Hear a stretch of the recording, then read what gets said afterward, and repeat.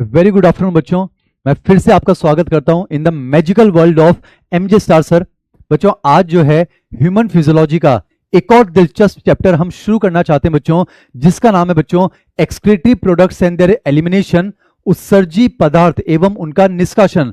बच्चों क्या आप मुझे सुन पा रहे हैं? क्या आप स्लाइड को देख पा रहे हैं? तो जल्दी से एक बार मुझे कमेंट सेक्शन में इंडिकेट करेंगे। फिर आज के बच्चों इस इंट्रोडक्टरी लेक्चर की हम शुरुआत करना चाहेंगे।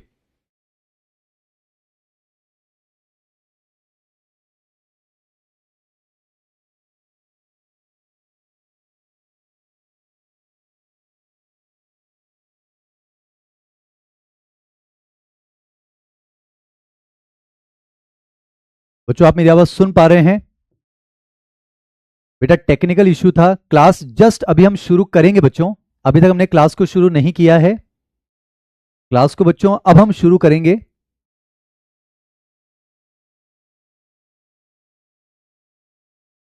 बच्चों आपका जो माइनर टेस्ट हुआ है उसमें बेहतरीन क्वेश्चंस जो हैं आपके साथ हमने रखने की कोशिश की है बच्चों।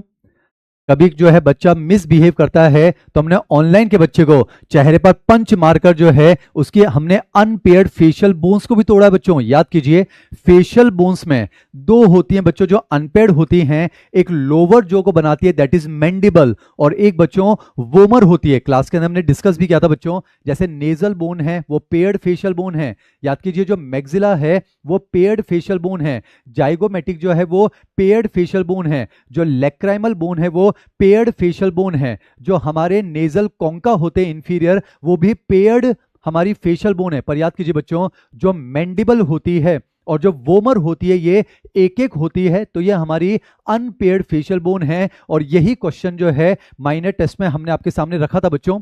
पेपर बहुत ही दिलचस्प था, मैं मानकर चलता हूं कि आपका पेपर बढ़िया होगा बच्चों। फिर भी मैं आपको थोड़ा समय देना चाहता हूं बच्चों। आप एक दो दिन का समय लेंगे, उन सभी क्वेश्चंस को एक बार आप प्रॉपर्ली एनालाइज कर लीजिए। आपकी जो भी मिस्टेक्स हुई हैं उनको एक बार आप प्रॉपर्ली एनालाइज कर लीजिए। फिर समय निकालकर बच्चों हम टेस्ट पेपर को जो है डेफिनेटली डिस्कस करेंगे। तो आज जो है बच्चों ह्यूमन फिजियोलॉजी का एक नया चैप्टर आपके सामने पेश करने जा रहा हूं, जिसका नाम है बच्चों excretory products and their elimination.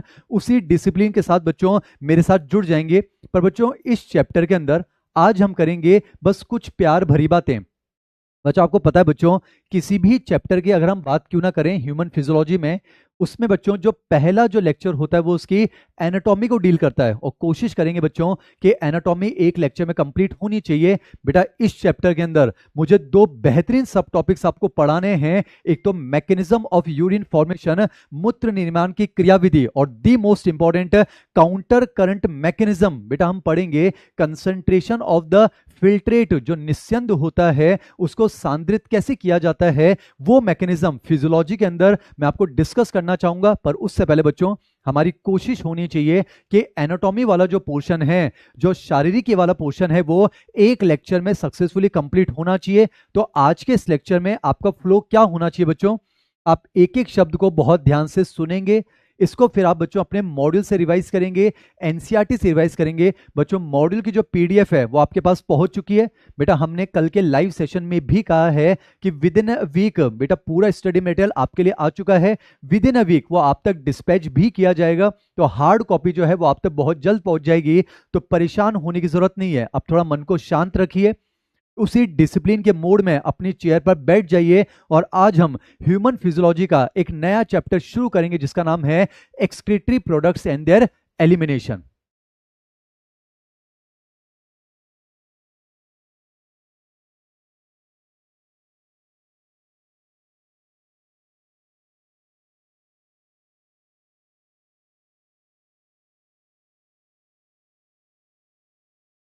चलिए बच्चों हल्का सा एक बार मैं आपको बताना चाहूंगा, अभी तक बेटा अपने इस ऑनलाइन कोर्स के अंदर हम कौन कौन से चैप्टर्स पढ़ चुके हैं।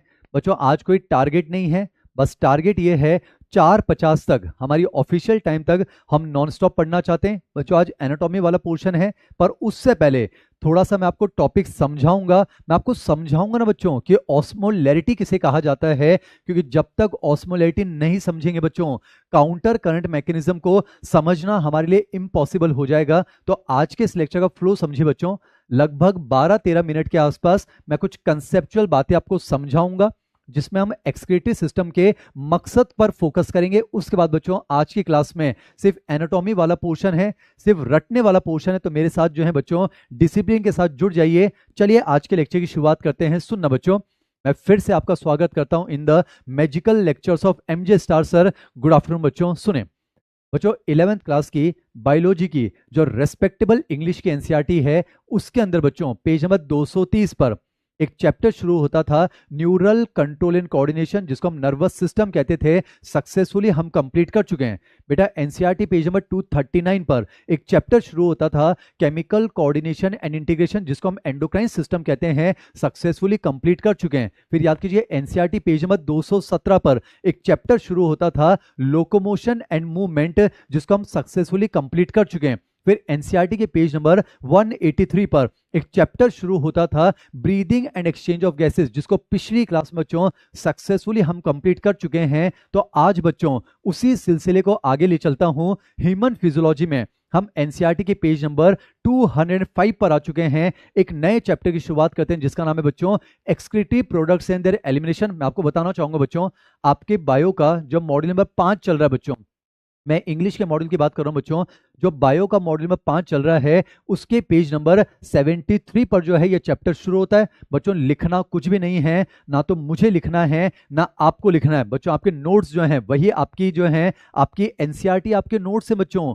जो मॉड्यूल है वही तो आपके नोट्स हैं, तो नोट्स का ख्याल दिमाग से निकाल दीजिए। समय आ गया है यहां लिखने का, तो एक एक शब्द मेरी जबान से निकलेगा। चलिए शुरुआत करते हैं excretory products and their elimination. अब कमेंट सेक्शन से थोड़ा दूर हो जाइए बच्चों। मैं आपके सामने पहले कुछ टर्मिनोलॉजी आपको समझाना चाहूंगा, ताकि हम चैप्टर में अपनी डेप्थ तक जो है नॉलेज को एनहांस कर सकें। तो बच्चों इस चैप्टर की शुरुआत करूं। एनसीईआरटी पेज नंबर 205 पर एक पैराग्राफ लिखा हुआ है बच्चों।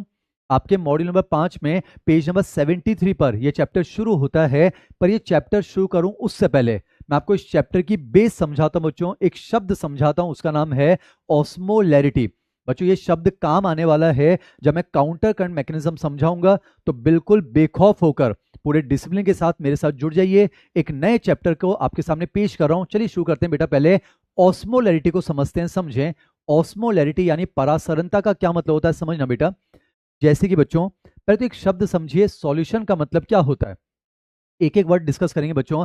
आज मैं आपको इसका बेसिक समझा रहा हूं, फिर रटने वाला पोर्शन शुरू होगा, और अगली क्लास में बच्चों फिर हम यूरिन फॉर्मेशन से जो है फिजियोलॉजी को स्टार्ट करेंगे। तो ध्यान सुनिएगा, अब एक एक वर्ड नॉनस्टॉप आपको सुनना चाहिए। सुनिए बच्चों, पहले तो एक शब्द समझिए, सॉल्यूशन का मतलब क्या होता है। पहले एक शब्द समझिए बच्चों, सॉल्यूशन का मतलब क्या होता है। जब सॉल्यूट और सॉल्वेंट बेटा, जब सॉल्यूट और सॉल्वेंट जब एक डेफिनेट प्रोपोर्शन में मिक्स होते हैं। बेटा बायोलॉजी की क्लास चल रही है, केमिस्ट्री की नहीं, पर बिना इसको समझे चैप्टर में हम अपने टॉपिक को नहीं समझ पाएंगे। तो पहले मैं आपको एक इंट्रोडक्शन वाला पार्ट समझा रहा हूं, मेरे साथ जुड़ जाइए बच्चों। सॉल्यूशन शब्द का क्या मतलब होता है बच्चों।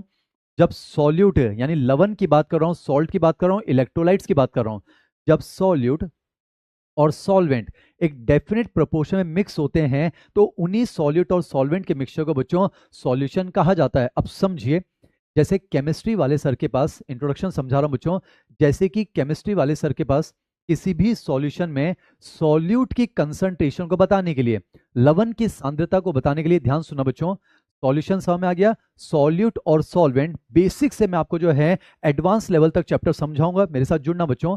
सॉल्यूट और सॉल्वेंट जब एक डेफिनेट प्रोपोर्शन मिक्स होते हैं बच्चों, तो उन्हीं के मिक्सचर को सॉल्यूशन कहा जाता है। अब समझें, जैसे केमिस्ट्री वाले सर के पास किसी भी सॉल्यूशन में सॉल्यूट की कंसंट्रेशन को एक्सप्रेस करने के लिए, ध्यान सुनिए बच्चों, किसी भी सॉल्यूशन में सॉल्यूट की कंसंट्रेशन को एक्सप्रेस करने के लिए उनके पास बहुत सारे शब्द होते हैं, जैसे मोलैरिटी है, मोलैलिटी, फॉर्मेलिटी, नॉर्मेलिटी, पार्ट्स पर मिलियन। समझे बच्चों, ये जितने भी शब्द मैंने आपके सामने लिए हैं, ये सॉल्यूशन के अंदर सॉल्यूट की कंसंट्रेशन को एक्सप्रेस करते हैं। अब बेटा समझिए, जिस तरह से केमिस्ट्री वाले सर के पास बहुत सारे सॉल्यूशन हैं, तो बायोलॉजी वाले सर के पास इस बायोलॉजिकल सिस्टम में भी तो बहुत सारे सॉल्यूशन है। जैसे बेटा हमारा जो ब्लड प्लाज्मा है, वो भी एक तरह का सॉल्यूशन ही तो है। बेटा ब्लड प्लाज्मा में सॉल्वेंट के तौर पर हमारे पास वाटर है, और बहुत सारे उसमें डिजॉल्व सॉल्यूट्स होते हैं, सोडियम क्लोराइड होता है, बहुत सारे आयंस होते हैं। तो बेटा ब्लड प्लाज्मा भी एक तरह का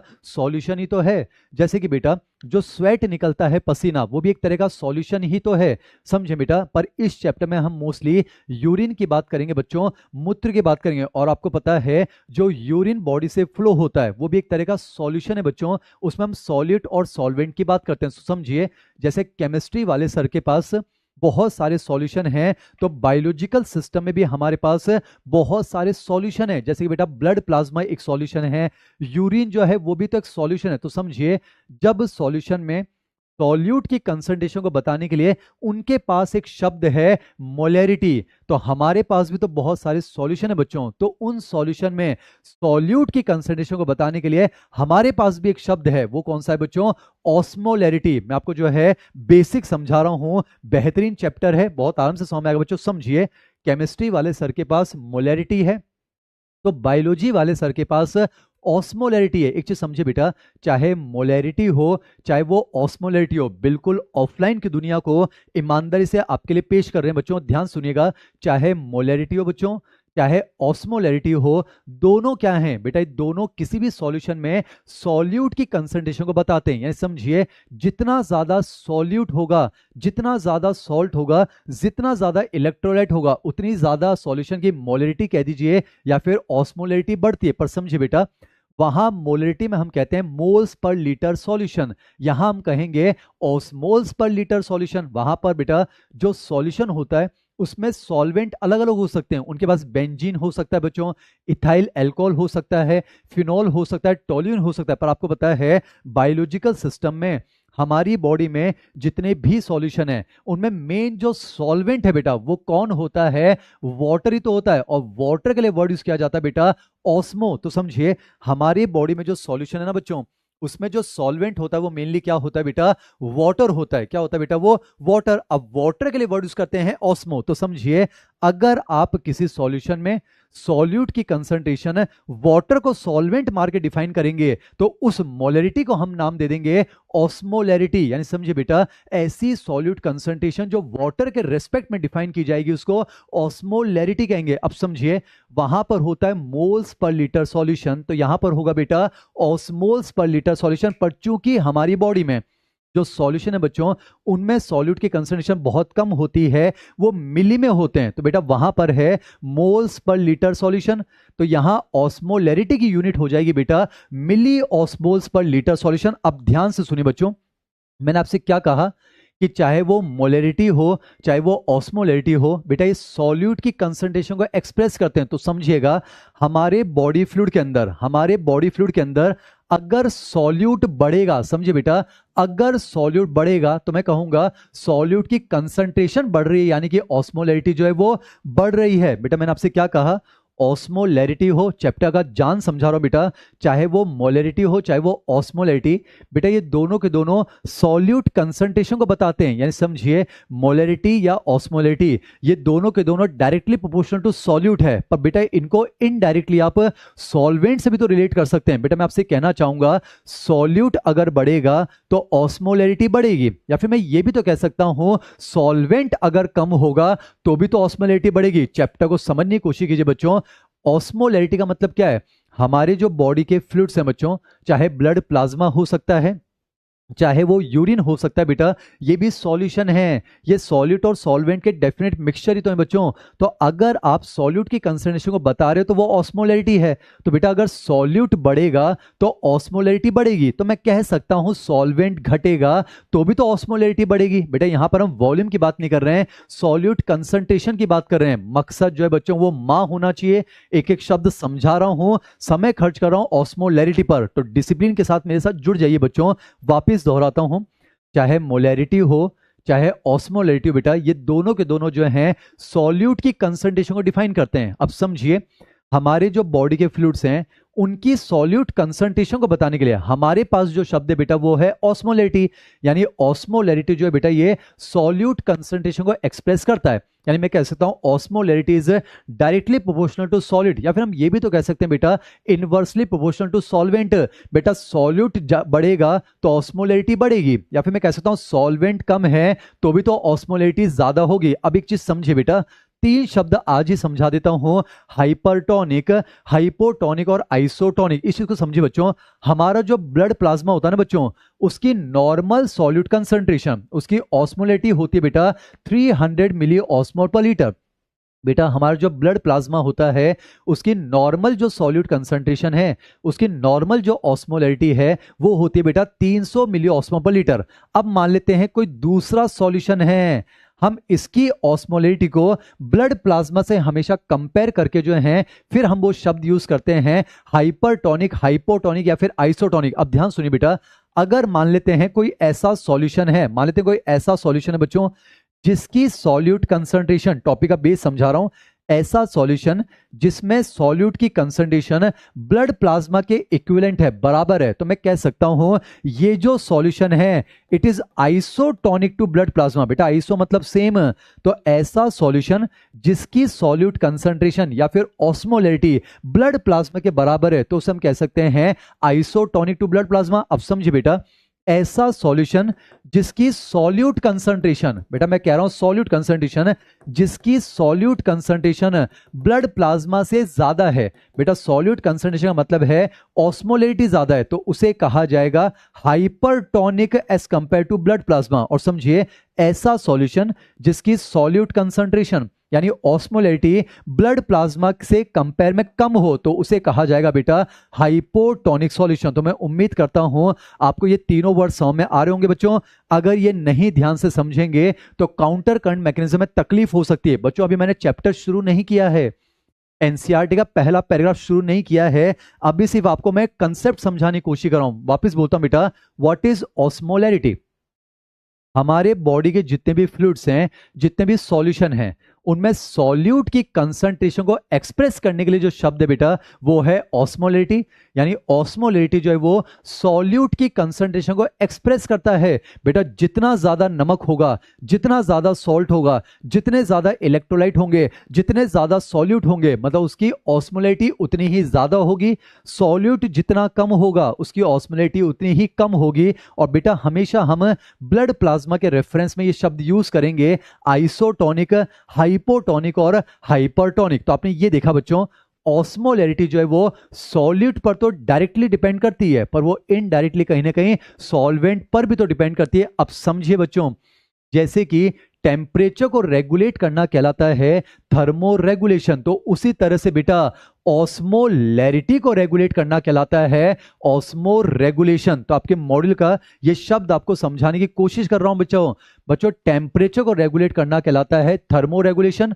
तो अगर आप अपने बॉडी फ्लूइड की ऑस्मोलैरिटी को रेगुलेट करोगे तो वो क्या कहलाएगा बेटा ऑस्मो रेगुलेशन। अरे बच्चों टेम्परेचर रेगुलेट करना थर्मो रेगुलेशन, ऑस्मोलैरिटी को रेगुलेट करना ऑस्मो रेगुलेशन। और बेटा समझिए ऑस्मो रेगुलेशन शब्द का क्या मतलब बच्चों, ऑस्मोलैरिटी को रेगुलेट करना। और आपने देखा ऑस्मोलैरिटी जो है वो सॉल्यूट पर डायरेक्टली प्रोपोर्शनल और सॉल्वेंट पर इनडायरेक्टली प्रोपोर्शनल डिपेंड करती है। तो बेटा अगर आप अपनी बॉडी में सॉल्यूट और सॉल्वेंट के बैलेंस को रेगुलेट कर लोगे तो इसका मतलब आप ऑस्मोलैरिटी को रेगुलेट कर रहे हो। और ऑस्मोलैरिटी को रेगुलेट करना क्या कहलाता है बच्चों, ऑस्मो रेगुलेशन। तो उम्मीद है आपको ऑस्मो रेगुलेशन शब्द समझ में आ गया होगा।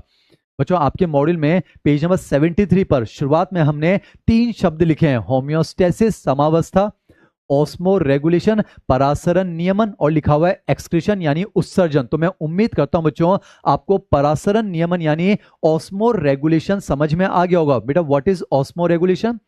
बॉडी फ्लूइड की ऑस्मोलैरिटी को रेगुलेट करना। और ऑस्मोलैरिटी को रेगुलेट करना है मतलब सॉल्यूट और सॉल्वेंट दोनों के बैलेंस को रेगुलेट करना है। और एक बात तो कंफर्म बच्चों, सॉल्वेंट हमेशा सॉल्यूट की तरफ मूव करता है। अभी चैप्टर शुरू नहीं किया बच्चों, बेसिक समझा रहा हूं, जहां जहां नमक वहां वहां पानी। तो समझें ऑस्मोलैरिटी को रेगुलेट करना कहलाता है ऑस्मो रेगुलेशन। ये तो आपको समझ में आ गया। अब समझे बेटा एक शब्द आता है होम्योस्टेसिस। क्या आता है बेटा? होम्योस्टेसिस। ये हम नर्वस सिस्टम में डिस्कस कर चुके हैं, याद कीजिए।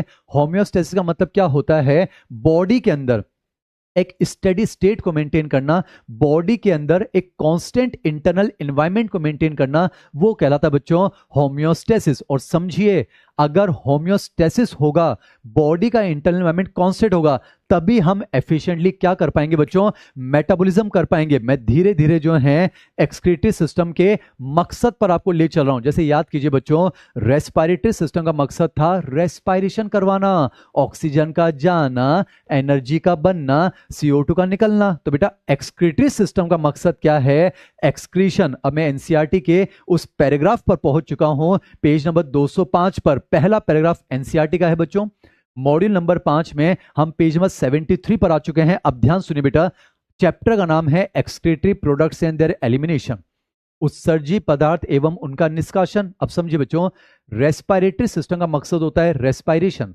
तो एक्सक्रीटरी सिस्टम का मकसद क्या होता है बेटा, एक्सक्रीशन करवाना। अब एक्सक्रीशन की साइंटिफिक डेफिनेशन जो है वो तो अकॉर्डिंग टू एनसीईआरटी मैं आपको समझाऊंगा ही सही, पर अगर हम आम भाषा में बात करें बच्चों, तो एक्सक्रीशन का क्या मतलब होता है, removal of waste products from the body.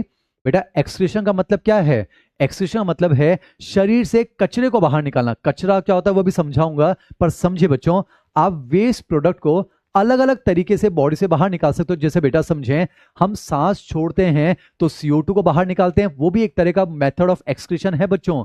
जैसे कि हम स्वेट बाहर निकालते हैं, स्वेट के माध्यम से कुछ चीजें एक्सक्रीट होती है, वो भी एक तरह का मैकेनिज्म है। जैसे बेटा हम सीबम निकालते हैं, तेल निकलता है, वो भी एक तरह का एक्सक्रीशन है। जैसे कि हम मल निकालते हैं, फीसेस निकालते हैं, वो भी एक तरह का एक्सक्रीशन तो है। पर समझिए इस चैप्टर के अंदर जो हम एक्सक्रीशन के मेथड को यूज करेंगे, जिसकी हम बात करेंगे बच्चों, वो है यूरिनेशन। वो है बेटा यूरिनेशन, या फिर मूत्रन कह सकता हूं। यानी समझिए बेटा, what is urination, the passage of urine from the body. यानी समझिए शरीर से यूरिन का बाहर चल जाना, वो कहलाता है बेटा यूरिनेशन। तो एक चीज समझिए, एक्सक्रीटरी सिस्टम का क्या मकसद है बच्चों, एक्सक्रीशन करवाना।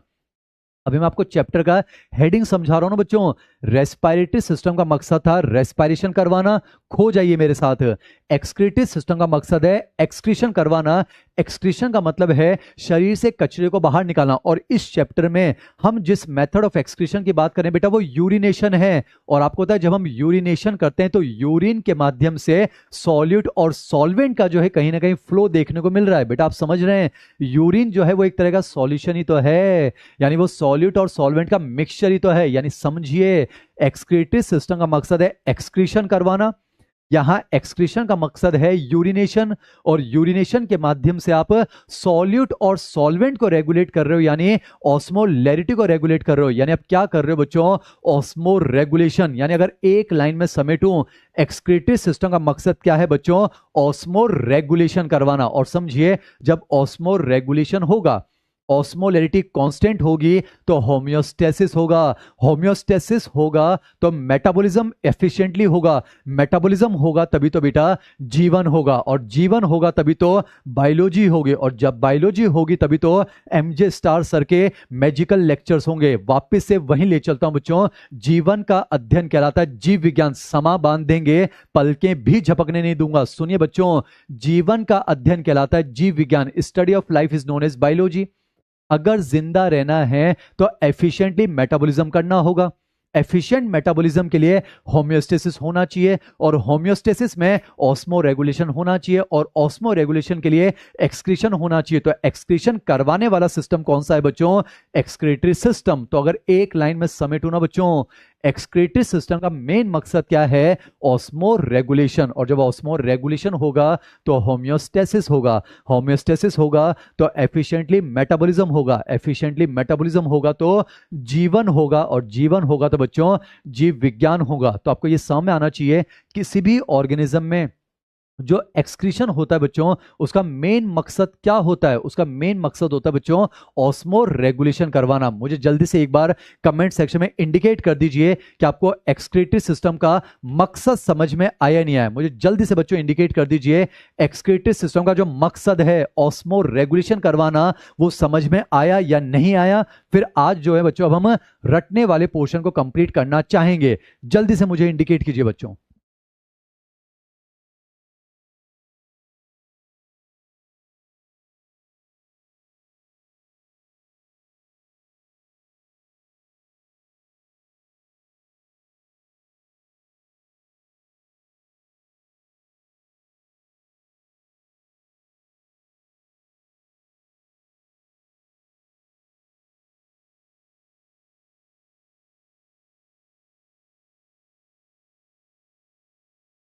चलिए बच्चों, आप जैसा लिख पा रहे हैं मैं देख पा रहा हूं, आपको समझ में आ रहा है। बच्चों आपकी आत्मा जानती है, एक एक शब्द एम जैसा समझाते हैं, पूरे टॉपिक का धागा खोल देते हैं। बस समय आ गया बच्चों सिंसियरिटी का, समय आ गया है डिसिप्लिन के साथ पढ़ने का, हमारे साथ जुड़ जाने का, और विश्वास मानिए हम आपको मां तक जरूर लेकर जाएंगे। आइए अब जो है according to NCERT page number 205, module number 5 के पेज नंबर 73 पर यह चैप्टर शुरू होता है। शुरुआत करता हूं बच्चों डेफिनेशन ऑफ एक्सक्रीशन से, उत्सर्जन की परिभाषा से। चलिए बच्चों, रेस्पिरेटरी सिस्टम का मकसद होता है रेस्पिरेशन करवाना, एक्सक्रीटरी सिस्टम का मकसद होता है बच्चों एक्सक्रीशन। ये तो मैं आपको समझा चुका हूं इस चैप्टर में।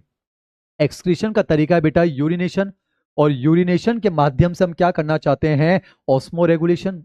और जब ऑस्मो रेगुलेशन होगा तो होम्योस्टेसिस होगा, होम्योस्टेसिस होगा तो मेटाबॉलिज्म होगा, और मेटाबॉलिज्म होगा तो बच्चों जीवन होगा। तो मकसद तो समझ में आ गया।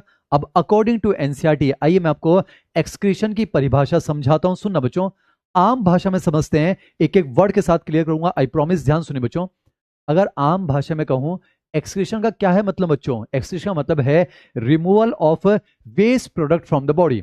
और भी अगर आम भाषा में कहूं बच्चों, एक्सक्रीशन का मतलब होता है शरीर से कचरे को बाहर निकालना। अब समझते हैं कचरा किसे कहते हैं। ध्यान सुनो बच्चों, एनसीईआरटी समझा रहा हूं। कुछ कचरा तो ऐसा होता है जो वाकई में कचरा होता है, जैसे कि जो उपापचय क्रियाओं के दौरान बनता है, जो मेटाबॉलिक वेस्ट होता है, जैसे अमोनिया, यूरिया, यूरिक एसिड और कार्बन डाइऑक्साइड। बेटा ये तो मेटाबॉलिज्म के दौरान बनने वाले वेस्ट हैं, तो ये तो वेस्ट हैं ही से बच्चों।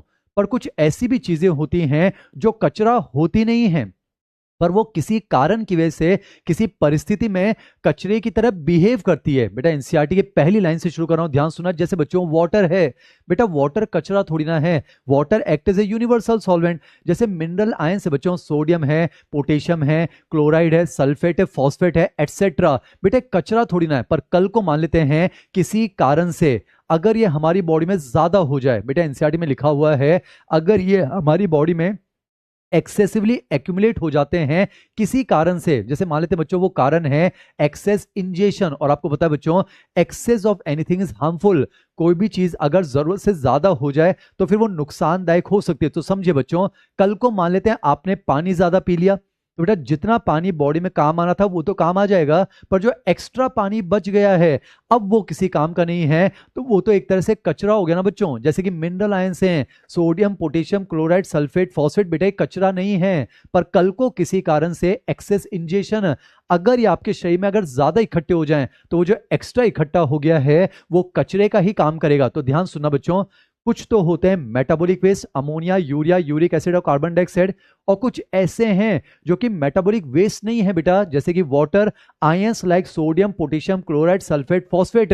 अगर ये चीजें हमारी बॉडी में एक्सेस में एक्यूमुलेट हो जाएं तो इनको बेटा बॉडी से पार्शियली निकालना या फिर टोटली निकालना क्या कहलाता है बच्चों, एक्सक्रीशन कहलाता है। एनसीईआरटी पेज नंबर 205 आपके पास होना चाहिए बच्चों, उसमें साफ लिखा हुआ है। एमजे सर जो है अल्फाबेट्स भी चेंज नहीं कर सकते हैं, आप पढ़ सकते हैं, वहां लिखा हुआ है एनिमल्स एक्यूमुलेट।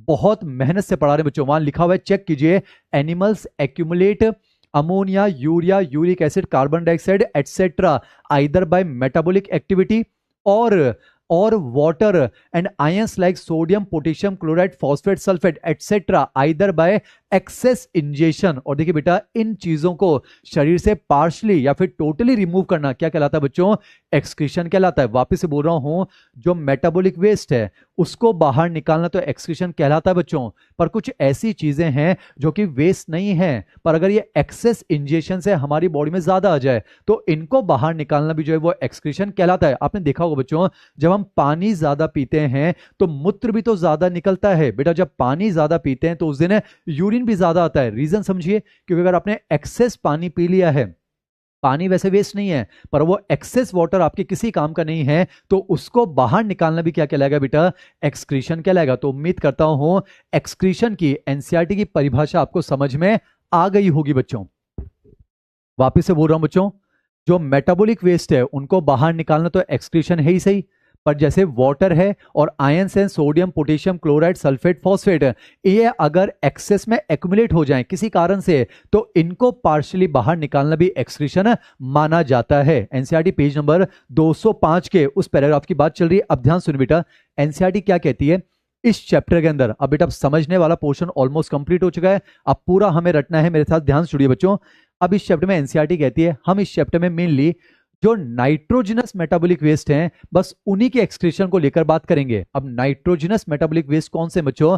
अमोनिया, यूरिया और यूरिक एसिड। तो समझे बच्चों, इस ब्रह्मांड में जितने भी जानवर हैं वो कौन सा नाइट्रोजनस वेस्ट बाहर निकाल रहे हैं? शब्दों को ध्यान सुनिए बच्चों, बॉडी में बर्न कौन सा रहा है उसकी बात नहीं कर रहा हूं, जो जानवर हैं वो कौन सा नाइट्रोजनस वेस्ट एक्सक्रीट आउट कर रहे हैं, एलिमिनेट कर रहे हैं बॉडी से, उस बेसिस पर बच्चों जानवर तीन टाइप के हो सकते हैं, अमोनोटेलिक, यूरियोटेलिक और यूरिकोटेलिक। बेटा एनसीईआरटी का पूरा एक थ्योरेटिकल पैराग्राफ है जिसको आपके मॉड्यूल के अंदर पेज नंबर 73 पर हमने एक टेबुलर फॉर्मेट में समेट दिया है, पूरा यहां नहीं लिखना है। मैं फिर दोहराता हूं बच्चों, आपके जो मॉड्यूल हैं वही आपके नोट्स हैं, जो एनसीईआरटी है बच्चों वही आपके रेडीमेड नोट्स हैं, बस समय आ गया है उनको यहां लिखने का। तो नोट्स को लेकर परेशान ना हो, एक एक शब्द मैं आपको सामने बताऊंगा। अब सुनना बच्चों, एनसीईआरटी कहती है इस चैप्टर में जो नाइट्रोजनस मेटाबॉलिक वेस्ट हैं जैसे अमोनिया, यूरिया, यूरिक एसिड, इनके एलिमिनेशन को लेकर हम बात करेंगे। अब समझिए कौन सा एनिमल कौन सा नाइट्रोजनस वेस्ट निकालेगा, उस बेस पर जानवर तीन टाइप के हो सकते हैं।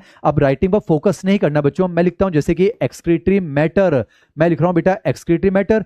जो अमोनिया निकालते हैं उन्हें अमोनोटेलिक कहते हैं, जो यूरिया निकालते हैं उन्हें यूरियोटेलिक कहा जाता है, और जो यूरिक एसिड निकालते हैं उन्हें यूरिकोटेलिक कहा जाता है। ये आपको समझ में आ रहा है? अब समझिए बच्चों, अगर मैं अगले पॉइंट की बात करूं टॉक्सिसिटी, कि इन तीन में से कौन ज्यादा विषैला है, तो ध्यान सुनो बेटा, अमोनिया जो है वो हाईली टॉक्सिक है, ये अमोनिया बेटा हाईली टॉक्सिक है, यूरिया जो है वो उससे कम टॉक्सिक है, और यूरिक एसिड जो है बेटा ये लीस्ट टॉक्सिक होता है। अब समझिए, अगर मैं बताऊं बेटा आपको वाटर में इनकी सॉल्युबिलिटी, वाटर में इनकी सॉल्युबिलिटी क्या है, तो बेटा सेम ऑर्डर है, अमोनिया की सॉल्युबिलिटी बहुत ज्यादा है, यूरिया की सॉल्युबिलिटी उससे कम है, यूरिक एसिड की सॉल्युबिलिटी उससे कम है। अब एक चीज समझिए बच्चों, अमोनिया हमारे लिए हाईली टॉक्सिक होती है, मेडिकल कॉलेज में आप पहुंचेंगे बच्चों, वहां आपको उसके बहुत सारे कारण बताए जाएंगे कि अमोनिया हाईली टॉक्सिक क्यों है, पर उसके टॉक्सिक होने का जो लीस्ट कारण है वो मैं आपको यहां पर बताना चाह रहा हूं बच्चों, सिर्फ टॉपिक समझ में आना चाहिए। आपने देखा बेटा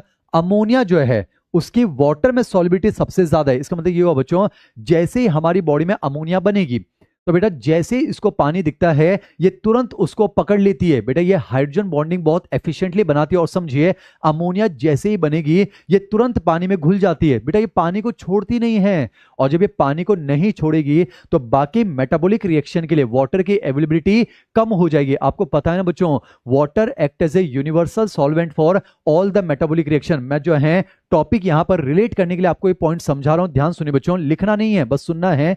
बेटा अमोनिया बहुत ज्यादा टॉक्सिक होता है, उसके बहुत सारे कारण हैं, मैं आपको वो कारण बता रहा हूं जो मेन कारण है भी नहीं। ध्यान सुनिए बच्चों, अमोनिया की वाटर में सॉल्युबिलिटी बहुत ज्यादा, जैसे ही अमोनिया बनता है तुरंत पानी को पकड़ लेता है, तो बाकी मेटाबॉलिक रिएक्शन के लिए वाटर की अवेलेबिलिटी कम हो जाती है, और वाटर अगर बॉडी में कम हो जाएगा तो मेटाबॉलिक रिएक्शंस अफेक्ट होती हैं। और समझिए अगर मेटाबॉलिक रिएक्शन अफेक्ट हो जाएंगी तो जीवन अफेक्ट हो सकता है। तो आप इसको इससे रिलेट कर सकते हैं, वाटर में सॉल्युबिलिटी ज्यादा है इसलिए टॉक्सिसिटी ज्यादा है, वाटर में सॉल्युबिलिटी कम है तो इसकी जो टॉक्सिसिटी है वो इन तीनों में देखा जाए तो सबसे कम होती है। अब बेटा मैं अगले पॉइंट की तरफ बात करूं, इनके एलिमिनेशन के लिए वाटर की रिक्वायरमेंट की अगर बात करूं तो बेटा आप देख पा रहे हैं ammonia highly soluble in water, बेटा अमोनिया जो है जैसे बनेगा तुरंत पानी में घुल जाएगा, तो अमोनिया अगर एक्सक्रीट आउट करोगे तो उसके साथ में पानी भी तो ज्यादा जाएगा। तो बेटा मैं कह सकता हूं अमोनिया के एक्सक्रीशन के लिए वाटर की रिक्वायरमेंट सबसे ज्यादा है, यूरिया में उसके कंपेरिजन में कम है,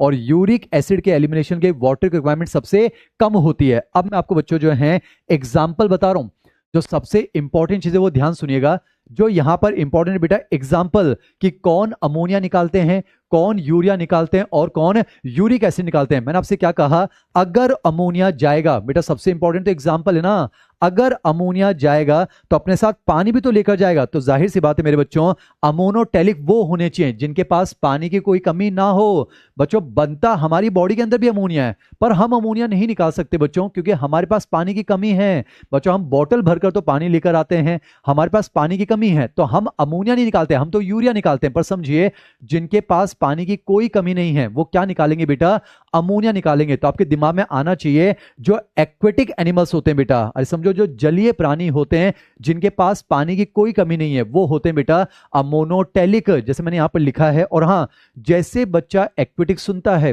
दिमाग में सबसे पहले क्या आता है बच्चों, फिश आता है। पर गलती ना कर देंगे, एनिमल किंगडम में भी आपको समझाऊंगा बेटा। एक तो होती है बोनी फिशेज, अस्थिल मछलियां, एक होती है कार्टिलेजिनस फिशेज यानी कि उपास्थल मछलियां। ध्यान सुनना बच्चों, जो शार्क वगैरह होती हैं वो तो कार्टिलेजिनस है, वो समंदर में रहती हैं। माना कि उनके पास पानी की कोई कमी नहीं है, पर पानी की कमी नहीं होने के बावजूद भी जो समुद्री मछलियां होती है ना बेटा, मेराइन फिशेज, वो यूरियोटेलिक होती हैं। ऐसा क्यों कह रहा हूं अभी थोड़ी देर बाद समझाऊंगा, तो ध्यान रखना बच्चों।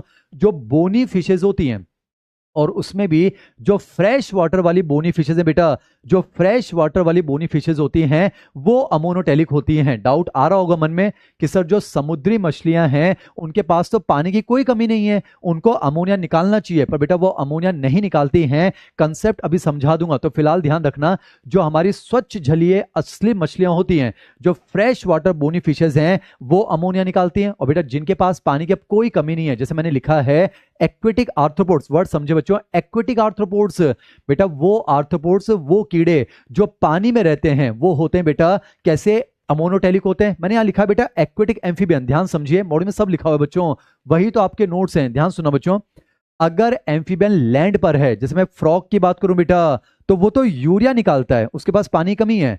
पर उसका जो लार्वा होता है ना बच्चों, टेडपोल लार्वा, आपको पता है वो पानी में रहता है। तो ध्यान रखिएगा, जिनके पास पानी की कोई कमी नहीं है, तो बेटा ध्यान रखना, इंसेक्ट्स वैसे यूरिकोटेलिक होते हैं, पर जो एक्वेटिक इंसेक्ट होंगे वो अमोनोटेलिक होंगे। बेटा फ्रॉग जो है वो यूरियोटेलिक है, पर उसका जो एक्वेटिक लार्वा है, टेडपोल लार्वा, वो अमोनोटेलिक होता है। अब एक चीज समझना बच्चों, मैंने आपसे क्या कहा, अमोनोटेलिक वो होंगे जो अमोनिया निकालते हैं। अब अमोनिया के एक्सक्रीशन का क्या मेथड होता है वो ध्यान से सुनिए बच्चों। अमोनिया कैसे निकलता है सब लिखा हुआ मॉडल में, सुनना। पहली बात तो बेटा अमोनिया एक गैस है, तो जैसे ही अमोनिया बॉडी में बनती है या तो वो सिंपल डिफ्यूजन से बाहर चली जाती है, या फिर अकॉर्डिंग टू एनसीईआरटी कहना चाहूंगा जो मछलियां होती हैं उनमें जो गिल्स होते हैं उनके सरफेस से वो अमोनियम आयंस के फॉर्म में डिफ्यूज हो जाती है। और आपने देखा बेटा अमोनिया या तो सिंपल डिफ्यूजन से निकल जाती है या वो अमोनियम आयंस की फॉर्म में। तो मैं कह सकता हूं बच्चों अमोनिया के एक्सक्रीशन में किडनी का रोल बहुत ही नेग्लिजिबल देखा जाता है। अब मैं बात करता हूं बच्चों यूरियोटेलिक के बारे में। पहले सबसे इंपॉर्टेंट है बच्चों एग्जाम्पल ध्यान से सुनिएगा बेटा। यूरियोटेलिक में मैंने आपको कहा, एक तो जो हमारे लैंड एम्फीबियंस हैं वो यूरियोटेलिक हैं, जो हमारी मैराइन फिशेज हैं वो यूरियोटेलिक है। चलिए ये कंसेप्ट मैं आपको पहले बता देता हूं, समझे बच्चों। जैसे कि चलिए मैं शार्क के बारे में बात करता हूं, समझे बच्चों। मान लेते हैं ये शार्क है, रहती, माना कि ये समंदर में, बच्चों समझिए ये रहती समंदर में है, इसके पास पानी की कोई कमी नहीं है। पर आपको पता है बच्चों समंदर का जो पानी होता है वो खारा होता है, उसमें सॉल्यूट की कंसंट्रेशन बहुत ही ज्यादा है। तो मान लेते हैं बेटा बाहर तो सॉल्यूट ज्यादा है यानी हाइपरटोनिक है, पर उसके रिस्पेक्ट में इसके बॉडी फ्लूइड की जो ऑस्मोलेरिटी है वो तो कम होगी ना। और आपको पता है बच्चों जहां नमक ज्यादा होता है पानी वहां अपने आप मूव कर जाता है। अब समझे बच्चों, शार्क माना कि समंदर में रहती है, पानी की कोई कमी नहीं बच्चों, पर जो पानी है वो बहुत ही नमकीन है, वो हाइपरटोनिक है। तो शार्क के साथ तो एक दिक्कत आ रही है बेटा, उसके शरीर से पानी वैसे ही बाहर निकल रहा होगा बेटा नमक की तरफ। अब आप सोचिए अगर शार्क अमोनिया निकालने लग जाए तो उसके साथ साथ तो बेटा और पानी निकल जाएगा। और समझिए अगर और पानी निकल गया तो समंदर में बैठे बैठे शार्क को डिहाइड्रेशन हो जाएगा। शब्दों को ध्यान से सुनिए, बैठे बैठे नहीं बेटा,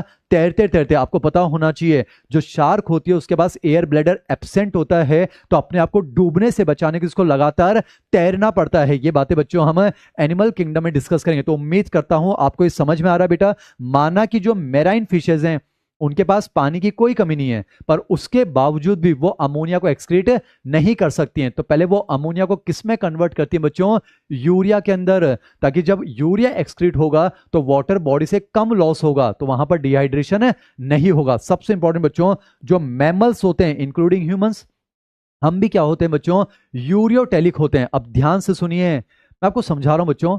हमारी बॉडी में जब मेटाबॉलिज्म होता है, बस 10 मिनट और समझना है फिर तो रटना है बच्चों। हमारी बॉडी में जब मेटाबॉलिज्म होता है ना बच्चों, तो बनता तो हमारे अंदर भी अमोनिया है, पर समझिए ना तो हम अमोनिया को निकाल सकते हैं क्योंकि वो पानी लेकर चला जाएगा तो डिहाइड्रेशन हो जाएगा।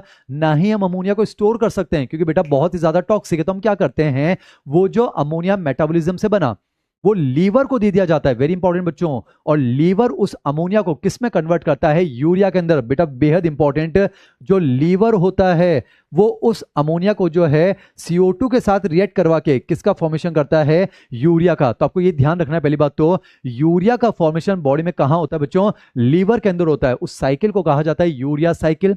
उसको जो है बच्चों ऑर्निथिन साइकिल या फिर क्रैब हैंसलेट साइकिल कहा जाता है। वो सिलेबस में नहीं है पर इतना ध्यान रखेंगे, बॉडी में मेटाबॉलिज्म से हमारे अंदर भी अमोनिया बनता है बच्चों।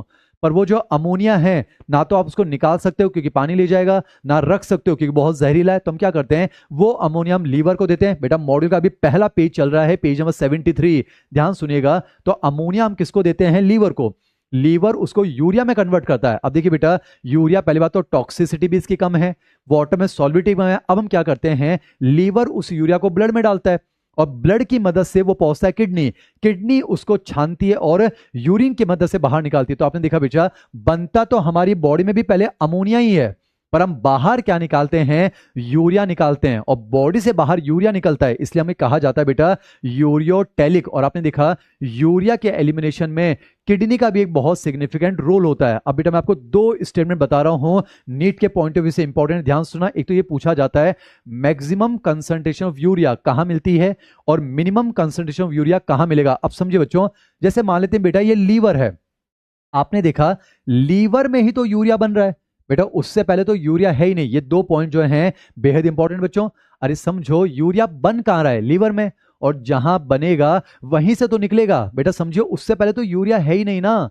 तो आपको पता है लीवर में बना यूरिया, तो लीवर से कौन सी वेन निकलेगी बेटा, हेपेटिक वेन। कौन सी वेन निकलती है बेटा, हेपेटिक वेन। तो ध्यान रखिएगा, हेपेटिक वेन के अंदर यूरिया की कंसंट्रेशन जो है वो मैक्सिमम होती है। और अगर पूछा जाए मिनिमम किसकी है, अब देखिए बेटा, इस यूरिया को जो है ब्लड की मदद से किडनी में ले जाया जाएगा, रीनल आर्टरी।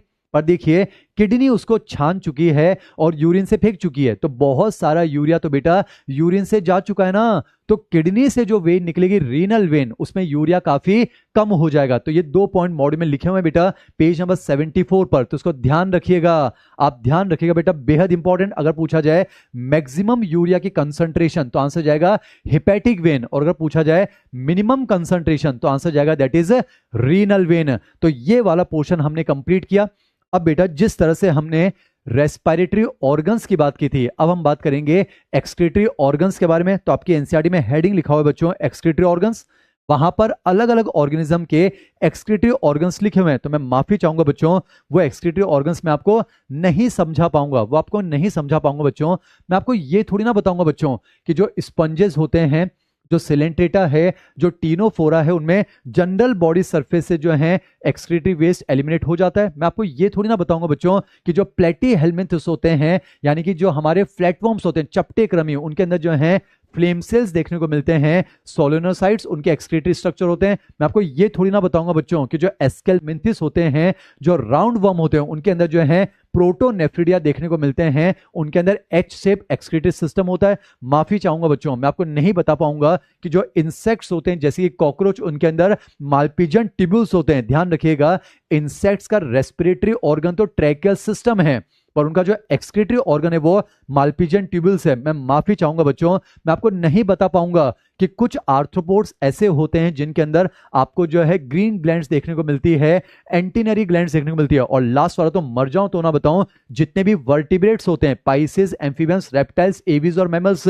इनका जो मेन एक्सक्रीटरी ऑर्गन है वो कौन सा है बच्चों, किडनी है। पर इतना जरूर बताऊंगा, एनसीईआरटी की लाइन याद कीजिए बच्चों, नहीं बताऊंगा बोल बोलकर, एनसीईआरटी सब बता दिया है। मैं आपको ये थोड़ी ना बताऊंगा बच्चों कि जो एम्फिऑक्सस होता है, जो सिफेलोकॉर्डेट्स होते हैं, उनके अंदर भी जो है प्रोटोनेफ्रिडिया यानी फ्लेम सेल्स देखने को मिलते हैं। पर एक लाइन बताना चाहूंगा बच्चों, मैंने आपसे क्या कहा था, एक्सक्रीटरी ऑर्गन किसी का भी हो, it is primarily related with osmoregulation. तो एनसीईआरटी बेटा जो है प्रोटोनेफ्रिडिया के लिए लाइन लिखती है, एनसीईआरटी की लाइन है बच्चों, protonephridia are primarily concerned with osmoregulation. तो अब हम टॉपिक शुरू करेंगे बच्चों, ह्यूमन एक्सक्रीटरी सिस्टम। क्या पढ़ेंगे बच्चों, ह्यूमन एक्सक्रीटरी सिस्टम। याद कीजिए, हमने ह्यूमन रेस्पिरेटरी सिस्टम पढ़ा था, अब हम पढ़ेंगे बच्चों ह्यूमन एक्सक्रीटरी सिस्टम। यानी इस चैप्टर में अब जितने भी लेक्चर्स हम पढ़ेंगे किसके बारे में पढ़ेंगे बच्चों, सिर्फ और सिर्फ ह्यूमन के बारे में पढ़ेंगे। तो टॉपिक शुरू करना चाहूंगा बच्चों, ह्यूमन एक्सक्रीटरी सिस्टम।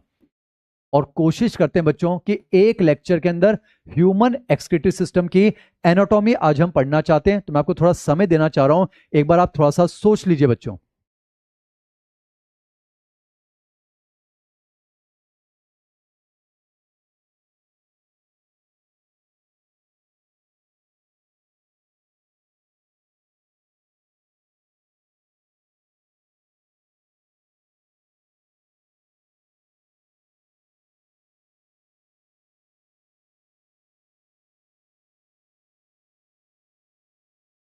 रोटीफर्स जो होते हैं ना बच्चों, एनसीईआरटी का वर्ड है। रोटीफर्स जो है वो एस्केलमिंथिस का एक ग्रुप होता है बच्चों ना, तो ध्यान रखेंगे रोटीफर्स जो है वो राउंडवॉर्म्स एस्केलमिंथिस का एक ग्रुप है। और उनके अंदर भी हमको जो है फ्लेम सेल्स प्रोटोनेफ्रिडिया देखने को मिलते हैं। मॉड्यूलर एनसीईआरटी का एक एक शब्द मेरी जबान से निकल रहा है बच्चों। हम तो तैयार हैं मां तक पहुंचाने के लिए, सवाल यह है क्या आप तैयार हैं या नहीं है।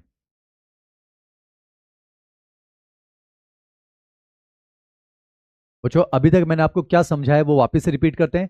एक्सक्रीटरी सिस्टम का मकसद है एक्सक्रीशन करवाना। एक्सक्रीशन का मतलब है वेस्ट को बॉडी से बाहर निकालना। और इस चैप्टर में हम मेनली जो है नाइट्रोजनस मेटाबॉलिक वेस्ट की बात कर रहे हैं। तो वो एग्जांपल बेहद इंपॉर्टेंट है, कौन अमोनोटेलिक है, कौन यूरियोटेलिक है और कौन यूरिकोटेलिक है। अब बेटा आपको ये तो समझ में आ गया कि हम जो हैं, जो मैमल्स हैं इंक्लूडिंग ह्यूमन बींग्स, हम क्या होते हैं बेटा, यूरियोटेलिक होते हैं। क्या होते हैं बच्चों, यूरियोटेलिक होते हैं। अब इस चैप्टर में हमें क्या पढ़ना है बच्चों, हमें ह्यूमन एक्सक्रीटरी सिस्टम पढ़ना है। अब ध्यान सुनिएगा बेटा, आपको अगर मैं बताऊं हमारा जो मेन एक्सक्रीटरी ऑर्गन है वो कौन है, किडनी।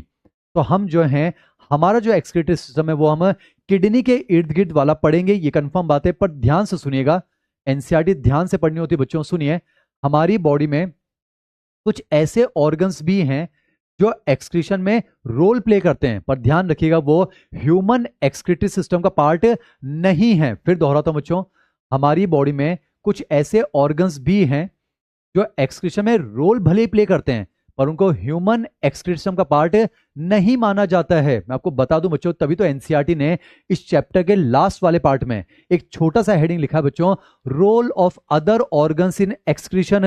बेटा आप एनसीईआरटी देखेंगे मॉड्यूल में सब लिखा हुआ है, एक छोटा सा हेडिंग लिखा हुआ है बच्चों, रोल ऑफ, मैं आपके लिए लिख रहा हूं बच्चों, role of other organs in excretion. बेटा एनसीईआरटी का हेडिंग है role of other organs in excretion. इसका मतलब ये होगा बेटा हमारी बॉडी में कुछ और ऑर्गन्स भी हैं जो एक्सक्रीशन में रोल प्ले करते हैं, पर ध्यान रखिएगा उनको ह्यूमन एक्सक्रीटरी सिस्टम का पार्ट नहीं माना जाएगा। वो कौन कौन से बच्चों में लिख देता हूं, जैसे हम स्किन की बात कर सकते हैं, हम जो है बेटा लंग्स की बात कर सकते हैं, हम जो है बेटा लीवर की बात कर सकते हैं। एनसीईआरटी में एक हेडिंग है बच्चों, role of other organs in excretion. तो ध्यान से रखिएगा ये वो ऑर्गन्स हैं जो एक्सक्रीशन में अपनी भूमिका भले अदा करते हैं, पर ध्यान रखिएगा ये ह्यूमन एक्सक्रीशन का पार्ट नहीं है। बेटा स्किन जो है ये इंटेग्यूमेंट्री सिस्टम का पार्ट होता है। बेटा लीवर जो है वो डाइजेस्टिव सिस्टम का पार्ट होता है। जो लंग्स होते हैं बेटा ये रेस्पिरेटरी सिस्टम। तो ध्यान से सुनिएगा, ये जो तीन है बेटा ये वो ऑर्गन्स हैं जो एक्सक्रीशन में भले रोल प्ले करते हो, पर ध्यान रखिएगा इनको ह्यूमन एक्सक्रीटरी सिस्टम का पार्ट कंसीडर नहीं करना है। तो बेटा एनसीईआरटी के अंदर एक छोटा सा हेडिंग लास्ट में लिखा हुआ है, role of other organs in excretion. और इनमें एनसीईआरटी कुछ बातें लिखती हैं, जल्दी से एक बार मैं आपको बताता हूं, सुनना बेटा। जैसे अगर मैं लंग्स की बात करूं, ध्यान रखना बेटा, लंग्स एक्सक्रीटरी सिस्टम का पार्ट नहीं है, ये रेस्पिरेटरी सिस्टम का पार्ट है, पर लंग्स कहीं ना कहीं बेटा एक्सक्रीशन में रोल प्ले करते हैं। जैसे कि एनसीईआरटी में लिखा हुआ है बेटा, हम लंग्स की मदद से हम जो है सिग्निफिकेंट अमाउंट ऑफ वाटर को एक्सक्रीट करते हैं। जैसे आपने देखा होगा बच्चों, सर्दी के मौसम में शरीर में पानी ज्यादा हो जाता है, और ज्यादा पानी को बाहर निकालना भी तो एक्सक्रीशन है। तभी तो आपने देखा होगा बच्चों, सर्दी के मौसम में आपने देखा होगा मुंह से धुआं निकलता है। आपने देखा भी होगा सर्दी के मौसम में जो है मुंह से धुआं निकल रहा है। बेटा वो धुआं थोड़ी ना है, लंग्स के अंदर आग थोड़ा लग गई है, समझे, सांस के माध्यम से वाटर वेपर निकल रही है। तो बेटा सर्दी के मौसम में शरीर पानी ज्यादा हो जाता है, तो समझे लंग्स की मदद से वो जो सिग्निफिकेंट अमाउंट ऑफ वाटर है उसका हम एक्सक्रीशन कर रहे हैं। और आपने देखा बच्चों लंग्स की मदद से हम CO2 का भी तो एक्सक्रीशन कर रहे हैं। तो आपने देखा लंग्स जो है वो है तो रेस्पिरेटरी सिस्टम का पार्ट, पर कहीं ना कहीं वो सिग्निफिकेंट अमाउंट ऑफ वाटर और CO2 को एलिमिनेट करता है। एनसीईआरटी का डेटा याद रखना बच्चों, हम लंग्स के माध्यम से 200 ml CO2 पर मिनट हम बाहर निकाल सकते हैं। ये कैलकुलेशन आपको 100 में आनी चाहिए बच्चों। कैलकुलेशन करिए ना, आपको याद कीजिए कि एक बार अगर सर्कुलेशन देखा जाए बेटा 1 मिनट का, तो याद कीजिए हर 100 ml ब्लड, याद कीजिए बेटा हर 100 ml डीऑक्सीजनेटेड ब्लड जो है, हर 100 ml डीऑक्सीजन ब्लड एल्वुलाई को बेटा 4 ml CO2 देता है पर मिनट एक सर्कुलेशन में। अब बेटा हमारे पास ब्लड कितना है, 5000 ml है, यानी बेटा समझो हमारे अंदर 5000 ml है ना बेटा, 100 ml देता है 4 ml, तो 5000 ml कितना देगा, 200 ml पर मिनट। तो ये कैलकुलेशन मैंने आपको समझा दी। तो आपने देखा बेटा पूरी एनसीईआरटी पढ़ा रहा हूं बच्चों, तो ध्यान रखेंगे लंग्स जो है वो सिग्निफिकेंट अमाउंट ऑफ वाटर और प्रति मिनट 200 ml CO2 को एलिमिनेट करने में भूमिका अदा कर रहे हैं। पर ध्यान रखना ये ह्यूमन एक्सक्रीटरी सिस्टम का पार्ट नहीं है। उसी तरह से बच्चों अगर मैं स्किन की बात करूं तो एनसीईआरटी में लिखा हुआ है हमारी स्किन में हम मेनली 2 टाइप की ग्लैंड्स की बात कर सकते हैं बच्चों, स्वेट ग्लैंड की और सीबेशियस ग्लैंड की। पहले मैं आपको समझाऊं बच्चों, जो पसीना निकलता है ना उसका मेन मकसद एक्सक्रीशन थोड़ा ना बच्चों, पसीने का मेन मकसद होता है बॉडी की हीट को अपने साथ ले जाना ताकि कूलिंग इफेक्ट मिले, यानी समझो शरीर को ठंडक प्रदान करना, टेम्परेचर रेगुलेट करना। और जो सीबम निकलता है बच्चों, तेल निकलता है, उसका एक प्राइमरी फंक्शन है बॉडी पर एक प्रोटेक्टिव ऑयली कवरिंग बनाना। तो आपने देखा चाहे वो पसीना हो, स्वेद, चाहे वो सीबम हो, तेल हो, उनके प्राइमरी फंक्शन कुछ और हैं, पर उनके माध्यम से हम कुछ चीजों का एक्सक्रीशन भी तो कर सकते हैं। अब बेटा सॉल्ट में, स्वेट में क्या क्या होता है, सीबम में क्या क्या होता है, अकॉर्डिंग टू एनसीईआरटी आपको याद रखना चाहिए बच्चों।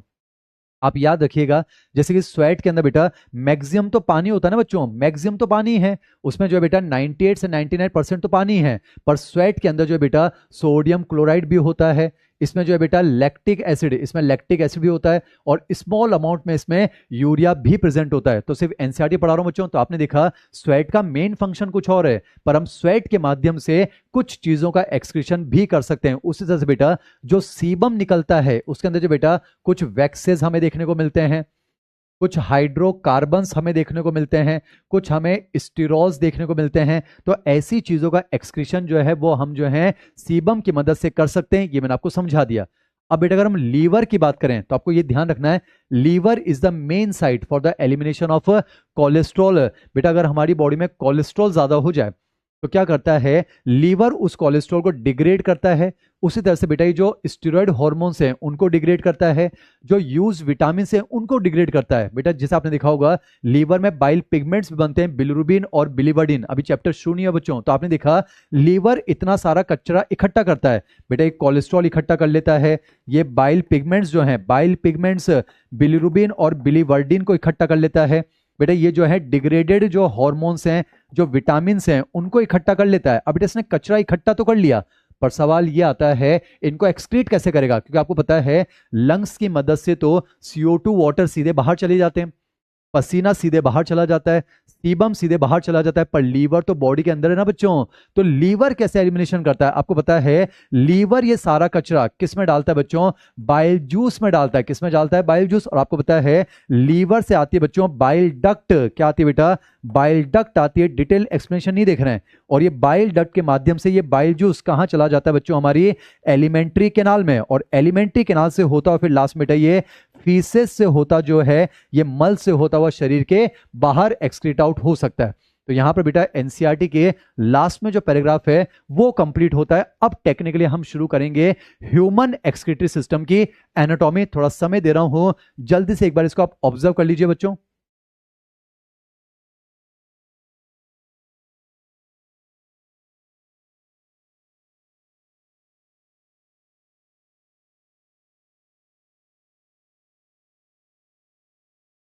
सलाइवा के माध्यम से बच्चों कुछ नाइट्रोजनस वेस्ट एलिमिनेट होते हैं, तो सलाइवा के माध्यम से भी हम नाइट्रोजनस वेस्ट का एलिमिनेशन करते हैं।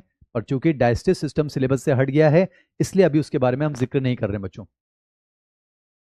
अभी मैंने आपको सिर्फ उन ऑर्गन्स के बारे में बताया जो एक्सक्रीशन में रोल प्ले कर रहे हैं, पर ध्यान रखना ये ह्यूमन एक्सक्रीटरी सिस्टम का पार्ट नहीं माने जाएंगे। अब मैं शुरू करूंगा बच्चों ह्यूमन एक्सक्रीटरी सिस्टम, यानी अब हम शुरू करेंगे बच्चों ह्यूमन एक्सक्रीटरी सिस्टम। अब मेरे साथ जुड़ जाएंगे बच्चों, पूरी मेहनत करनी है, नजरें सामने रखें। अगर आपसे ये पूछा जाए बच्चों कि ह्यूमन एक्सक्रीटरी सिस्टम जो है वो किससे बना होता है, अब टेक्निकली बच्चों चैप्टर शुरू हो रहा है, ध्यान सुनिए। शुरू करते हैं अब ह्यूमन एक्सक्रीटरी सिस्टम। मैंने बेटा अभी आपको वो ऑर्गन्स बताए हैं जो एक्सक्रीशन में रोल प्ले करते हैं, पर ध्यान रखना वो एक्सक्रीटरी सिस्टम का पार्ट नहीं है। तो आखिर ह्यूमन एक्सक्रीटरी सिस्टम किससे बनता है, नजरें सामने रखें बच्चों, सुनना।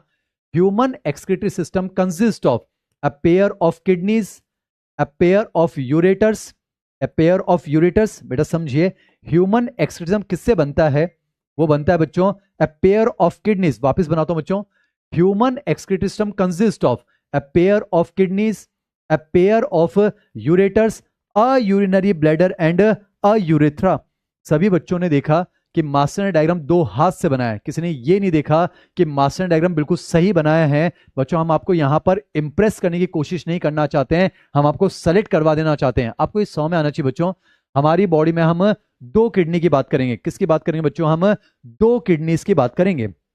एक चीज समझिए, जो आपको लेफ्ट साइड में दिख रही है बच्चों वो राइट किडनी है, जो राइट साइड में दिख रही है वो लेफ्ट किडनी है। और समझिए जो राइट किडनी होती है वो लेफ्ट किडनी से थोड़ी सी नीचे होती है। बेटा जो राइट किडनी है वो लेफ्ट किडनी से थोड़ी सी नीचे होती है, रीजन क्योंकि राइट साइड में एक बड़ा सा ऑर्गन आता है बेटा लीवर, तो जो राइट किडनी है वो लेफ्ट किडनी से थोड़ी सी नीचे होती है। अब थोड़ा ध्यान से सुनिए बच्चों, अगर आपसे पूछा जाए एनसीईआरटी की लाइनें बच्चों, अब नोट्स थोड़ी ना बनाने हैं, यहां लिखना है बच्चों। तो अगर आपसे पूछा जाए ह्यूमन एक्सक्रीटरी सिस्टम किससे बनता है, तो एनसीईआरटी का statement human excretory system consist of a pair of kidneys, a pair of ureters, a urinary bladder and a urethra. तो उम्मीद करता हूं ये आपको 100 में आना चाहिए बच्चों।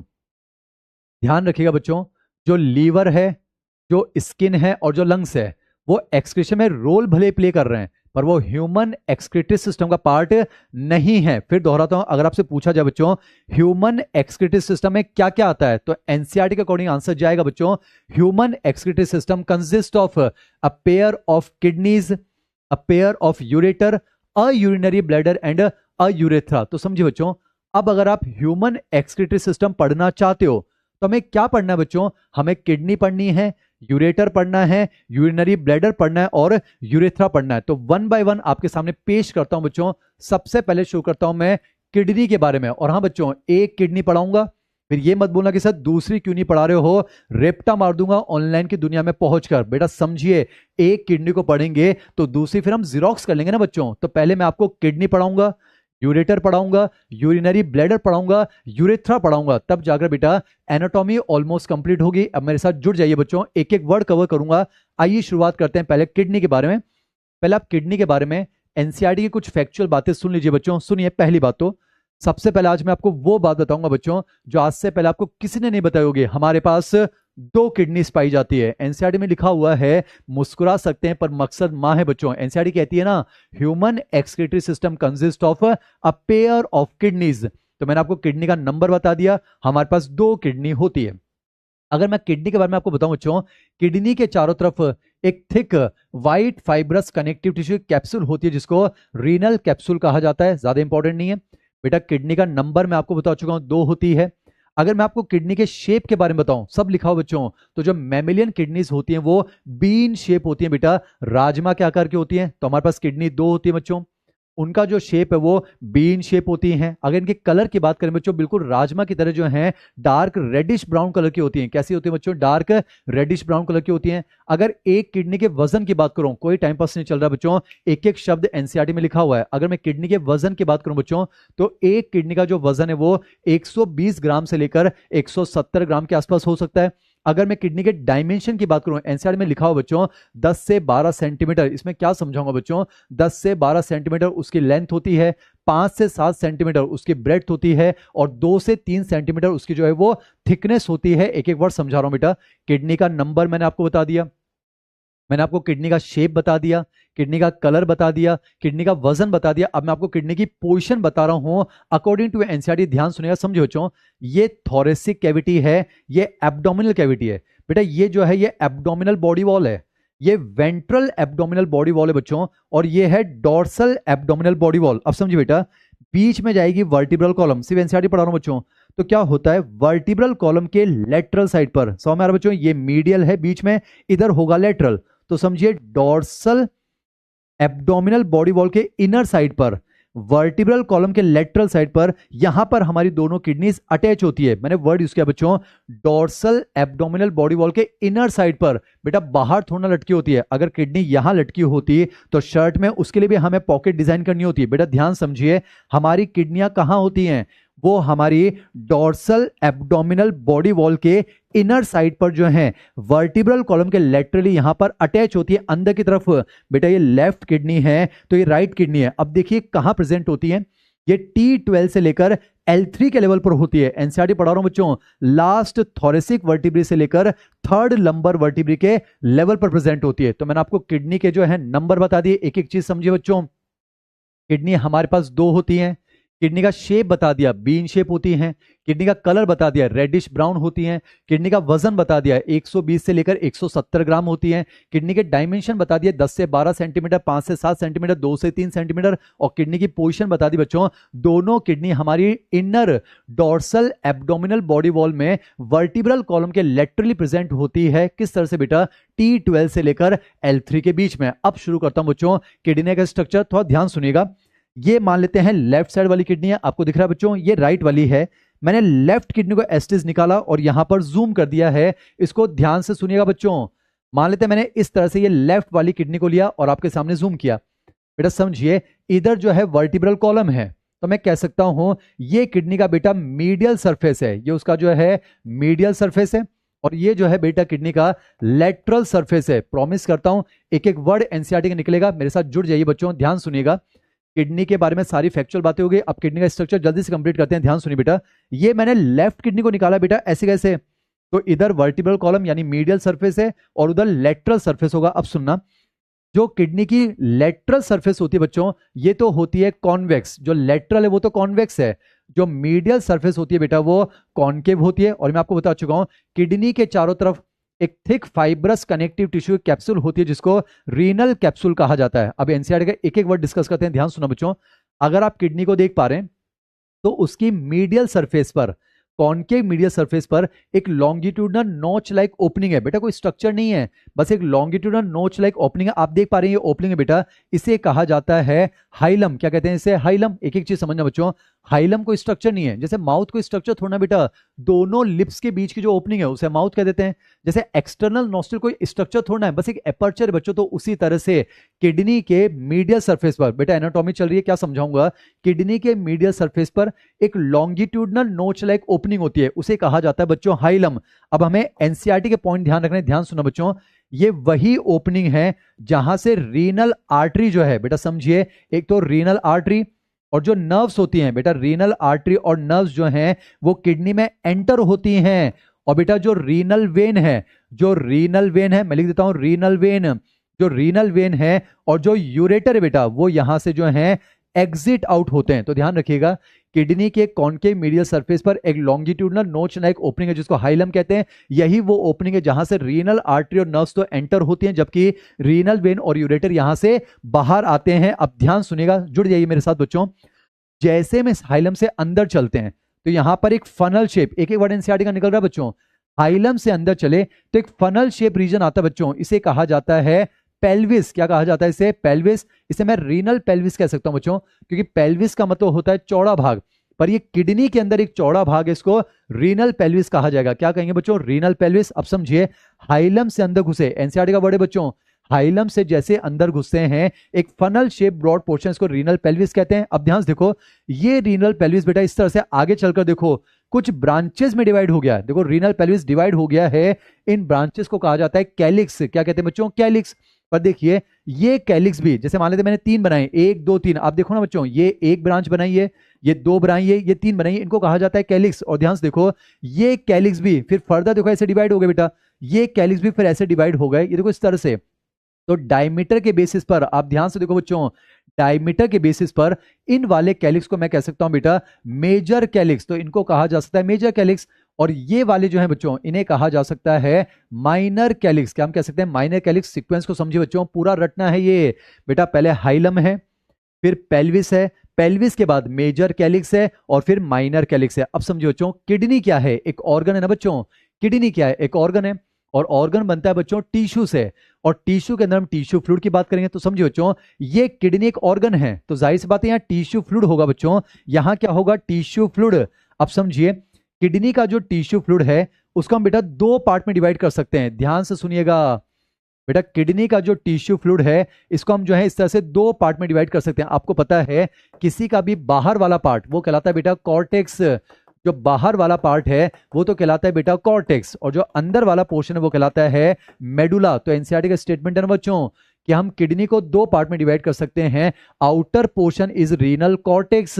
बेटा ये जो है ये कॉर्टेक्स वाला पोर्शन है, और ये जो है वो मेडुला वाला पोर्शन है। पर अब डिफरेंस समझे बच्चों, जो कॉर्टेक्स वाला टिश्यू फ्लूइड है वो तो आप देखिए यूनिफॉर्मली डिस्ट्रीब्यूटेड है।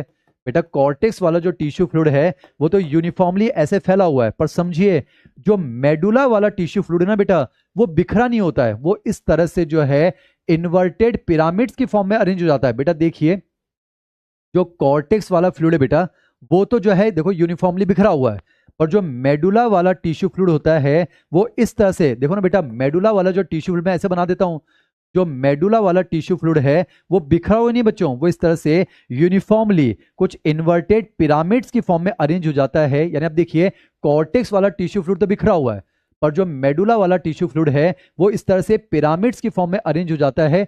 इन्हें कहा जाएगा बच्चों मेडुलरी पिरामिड्स। बेटा ये मेडुला के अंदर हैं, इन्हें कहा जाएगा मेडुलरी पिरामिड्स।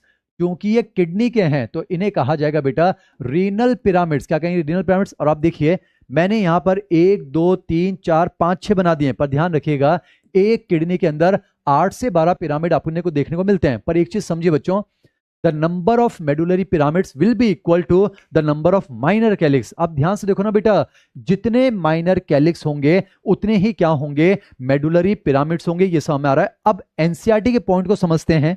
आप ध्यान से देखिए बेटा, जो मेडुलरी टिश्यू फ्लूइड है उसके पिरामिड की फॉर्म में अरेंज होने की वजह से आप देखिए इनके बीच में आपको खाली जगह दिख रही है। बेटा आप देख पा रहे हैं इन पिरामिड्स के बीच में आपको जगह दिख रही है, तो जो कॉर्टेक्स वाला टिश्यू फ्लूइड उसको मौका मिल जाता है और वो मेडुला के अंदर घुस जाता है। अरे देखो ना बेटा, जो कॉर्टिकल वाला टिश्यू फ्लूइड है वो इस तरह से मेडुला के अंदर भी तो घुस जाएगा।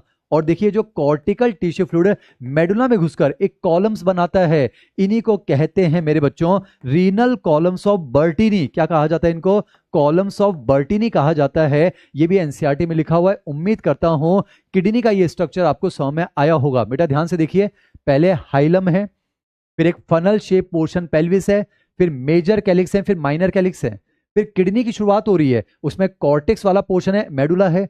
जो मेडुला वाला टिश्यू फ्लूइड है वो इन्वर्टेड पिरामिड्स की फॉर्म में अरेंज हो चुका है। 8 से 12 पिरामिड हो गए, पर देखिए इन पिरामिड्स के बीच में आपको जगह दिख रही है बच्चों, और उसमें कॉर्टिकल टिश्यू फ्लूइड उतर जाता है, और समझिए उन्हीं को कहा जाता है रीनल कॉलम्स ऑफ बर्टीनी। एक और चीज बता दूं बेटा, आप देखिए जो पिरामिड है उसका अपर पोर्शन तो ब्रॉड है, पर नीचे वाला पोर्शन बेटा बिल्कुल नैरो हो चुका है। ऐसे देखो बिल्कुल नैरो है, ये निप्पल की तरफ पॉइंटेड है, तो इसे कहा जाता है बेटा रीनल पेपिला। क्या कहते हैं इसे? Renal papilla. रीनल पेपिला कुछ और नहीं है बच्चों, पिरामिड का जो लास्ट पोर्शन है, जो नुकीला पोर्शन है ये वाला, इसी को कहा जाता है बच्चों रीनल पेपिला। तो यहां पर किडनी का स्ट्रक्चर कंप्लीट होता है।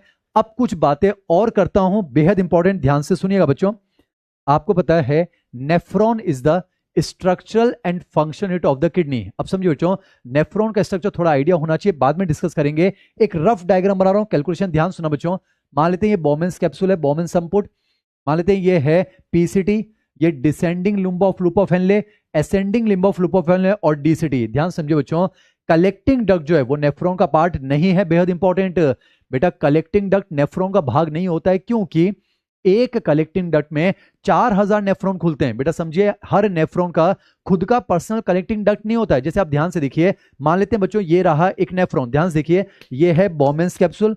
मान लीजिए जो मेरी घड़ी है ये है पीसीटी, ये है descending limb of loop of Henle, ये ascending limb of loop of Henle. मान लीजिए कंधा कौन है बेटा, डीसीटी, और देखिए डीसीटी मुझ में खुल चुका है, मैं हूं कलेक्टिंग डक्ट, और देखो इसी कलेक्टिंग डक्ट में एक और नेफ्रॉन खुल रहा है। यानी समझिए बच्चों, हर नेफ्रॉन का खुद का पर्सनल कलेक्टिंग डक्ट नहीं होता है, तो ध्यान रखिएगा, collecting duct is not a part of nephron. तो बेटा मैं यहां बना देता हूं, इसको ध्यान से समझिए बच्चों।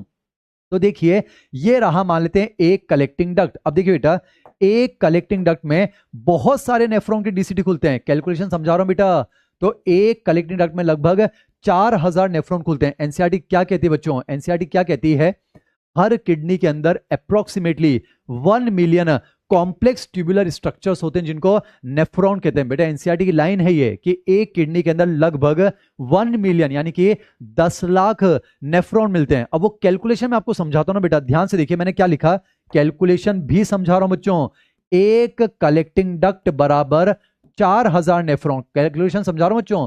एक कलेक्टिंग डक्ट में लगभग 4000 नेफ्रॉन खुलते हैं। और ध्यान से देखिए, ये एक कलेक्टिंग डक्ट है बेटा, तो एक पिरामिड के अंदर ऐसे लगभग 25 कलेक्टिंग डक्ट होते हैं। तो बेटा मैंने लिख देता हूं, एक पिरामिड के अंदर, एक पिरामिड में अप्रोक्सीमेटली 25 कलेक्टिंग डक्ट।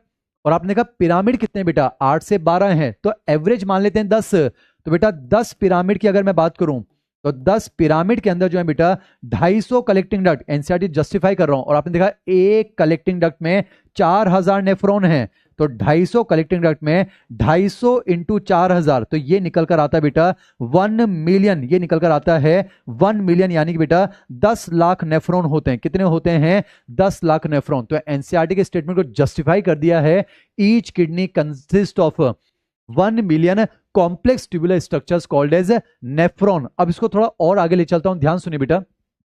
आपने देखा एक पिरामिड में कितने कलेक्टिंग डक्ट, 25 हैं बेटा। आप समझो कुछ कलेक्टिंग डक्ट फ्यूज हो जाते हैं, मान लेते हैं 2-3 फ्यूज हो गए, और ये एक डक्ट बनाते हैं बेटा, उसे कहा जाता है डक्ट ऑफ बेलिनी। क्या कहते हैं बेटा, डक्ट ऑफ बेलिनी। वापस बोल रहा हूं, एक पिरामिड के अंदर जो है बच्चों 25 collecting duct, 4-5 collecting duct fuse होकर बनाएंगे एक डक्ट ऑफ बेलिनी, तो ये एक डक्ट ऑफ बेलिनी। तो इससे बेटा यहां पर 4-5 डक्ट ऑफ बेलिनी बनेंगी, और वो सारी डक्ट ऑफ बेलिनी सेपरेटली कहां खुल जाती है बेटा, माइनर कैलिक्स में। कहां खुल जाती है बेटा, माइनर कैलिक्स में। अब मैं आपको समझाता हूं द पैसेज ऑफ यूरिन। बेटा ये समझते हैं यूरिन कहां कहां से गुजरेगा। बेटा अगली क्लास में हम पढ़ेंगे ना यूरिन बनेगा कैसे। यूरिन बनेगा बेटा नेफ्रॉन के अंदर। अब इस फ्लो को सुन लीजिए, मॉड्यूल में सब लिखा हुआ है, लिखना नहीं बच्चों, ध्यान सुनना। यूरिन सबसे पहले कहां बनेगा बच्चों, नेफ्रॉन में। फिर नेफ्रॉन से कहां जाएगा, कलेक्टिंग डक्ट में। कलेक्टिंग डक्ट से मैं लिख देता हूं बच्चों ना, यूरिन सबसे पहले नेफ्रॉन में बनेगा, सब लिखा हो बच्चों। नेफ्रॉन से जाएगा कलेक्टिंग डक्ट में, फिर कुछ कलेक्टिंग डक्ट मिलके क्या बनाएंगे, डक्ट ऑफ बेलिनी। फिर डक्ट ऑफ बेलिनी कहां खुल जाएगा बेटा, रीनल पेपिला। याद कीजिए पिरामिड का pointed part renal papilla. Renal papilla कहां खुल जाएगा बेटा, माइनर कैलिक्स, ये खुल जाएगा माइनर कैलिक्स। माइनर कैलिक्स कहां खुल जाएगा, मेजर कैलिक्स। फिर मेजर कैलिक्स से बेटा रीनल पेल्विस, याद कीजिए रीनल पेल्विस। रीनल पेल्विस से कहां आएगा बेटा, हाइलम, और हाइलम से होता हुआ किडनी के बाहर निकलेगा, कहां आ जाएगा, यूरेटर में। बेटा समझिए, अब वो आ जाएगा यूरेटर। एक बार यूरेटर आ गया तो यूरेटर से फिर यूरिनरी ब्लैडर, यूरिनरी ब्लैडर से फिर जो है यूरेथ्रा, और यूरेथ्रा से होते जो है बॉडी के आउटसाइड चला जाएगा। तो ये मैंने आपको जो है यूरिन का फ्लो समझा दिया है। तो यहां पर बेटा किडनी वाला पोर्शन कंप्लीट हो चुका है। अब हम बात करेंगे यूरेटर, यूरिनरी ब्लैडर और यूरेथ्रा। थोड़ा समय दे रहा हूं बच्चों, इसको ऑब्जर्व कर लीजिए।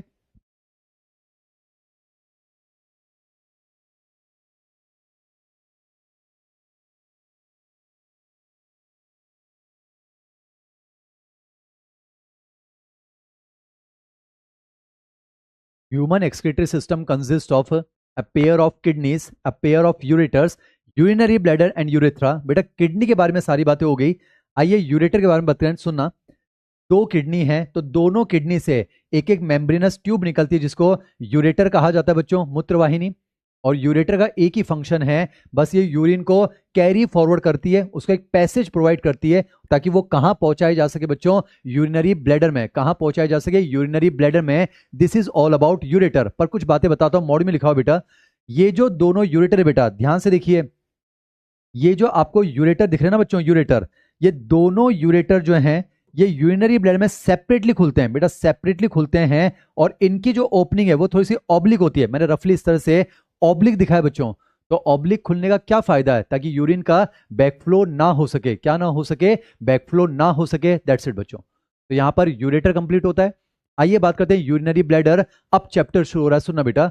जैसे कि rectum is the temporary storage chamber of faeces, उसी तरह से बच्चा यूरिनरी ब्लैडर जो है, मूत्राशय जो है, ये मूत्र को एकत्रित करने का जो है एक मस्कुलर बैग लाइक स्ट्रक्चर होता है। अब ध्यान सुना बच्चों, ये जो यूरिनरी ब्लैडर है इसका मैं बात करते हैं बेटा। ये एक होलो स्ट्रक्चर है, इसमें यूरिन को स्टोर किया जाएगा। पर ध्यान समझिए, चारों तरफ जो है बेटा, अब चैप्टर शुरू हो गया है, ये यूरिनरी ब्लैडर की वॉल है बेटा। क्या है ये? यूरिनरी ब्लैडर की वॉल है। बोर्ड में सब लिखा हुआ है। अब बेटा इस वॉल को ध्यान से सुनिए।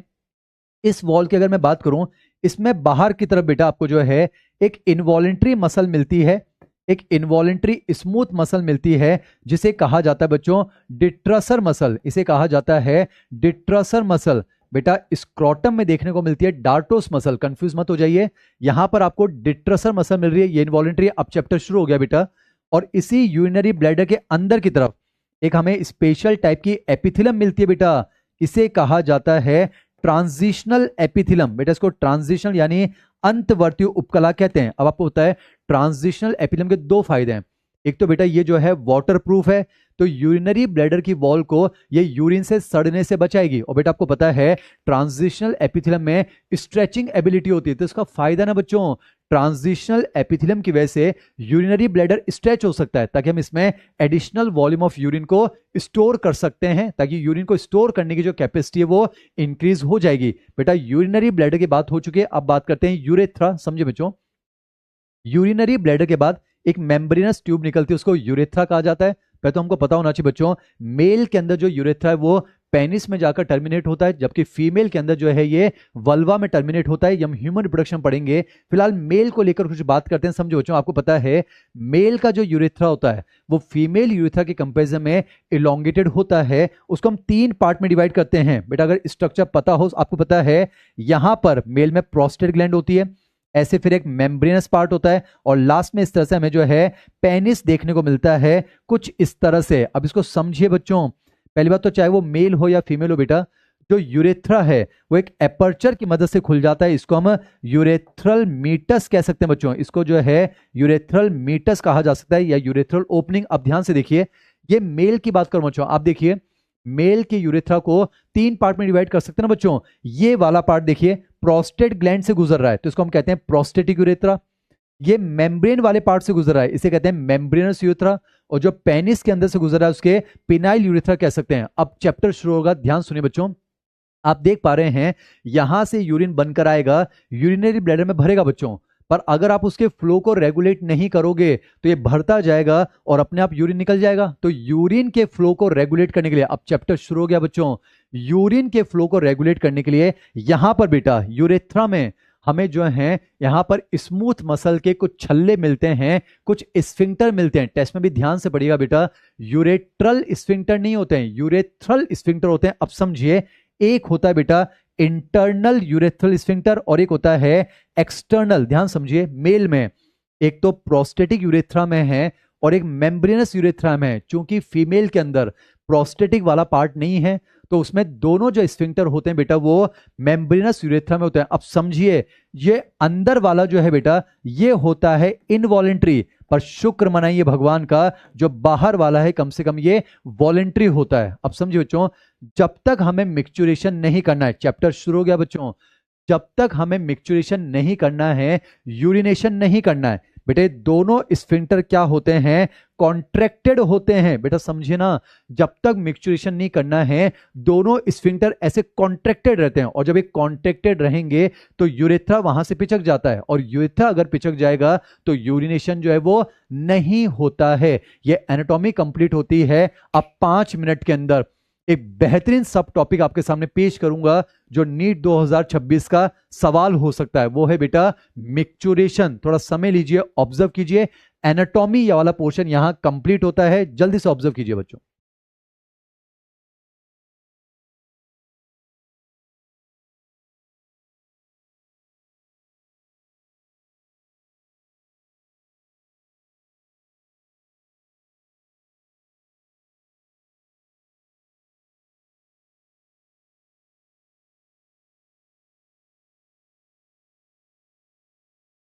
बेटा अब जो है ये 2 मिनट का टॉपिक आप सुन लीजिए, ये बेहद इंपॉर्टेंट है आपके लिए बच्चों। मैं आपके लिए अलग से फिर से लिख रहा हूं बच्चों, मिक्चुरेशन, मिक्चुरेशन कह दीजिए या फिर मूत्रन कह दीजिए या फिर यूरिनेशन कह दीजिए, समझे बच्चों, या फिर वॉइडिंग ऑफ ब्लैडर कह दीजिए, यानी यूरिनरी ब्लैडर को खाली करना, या फिर the passage of urine from the body, the flow of urine outside the body, उसे कहा जाता है बच्चों मिक्चुरेशन। अब थोड़ा ध्यान से सुनिएगा, बहुत आसान है बच्चों, 2 मिनट का टॉपिक है, नीट का सवाल होना चाहिए। मैंने आपको समझाया बच्चों, ऐसे हम किडनी की बात कर रहे हैं, ऐसे बेटा जो है यूरेटर की बात कर रहे हैं, ऐसे जो है हमने फिर यूरिनरी ब्लैडर की बात कर ली।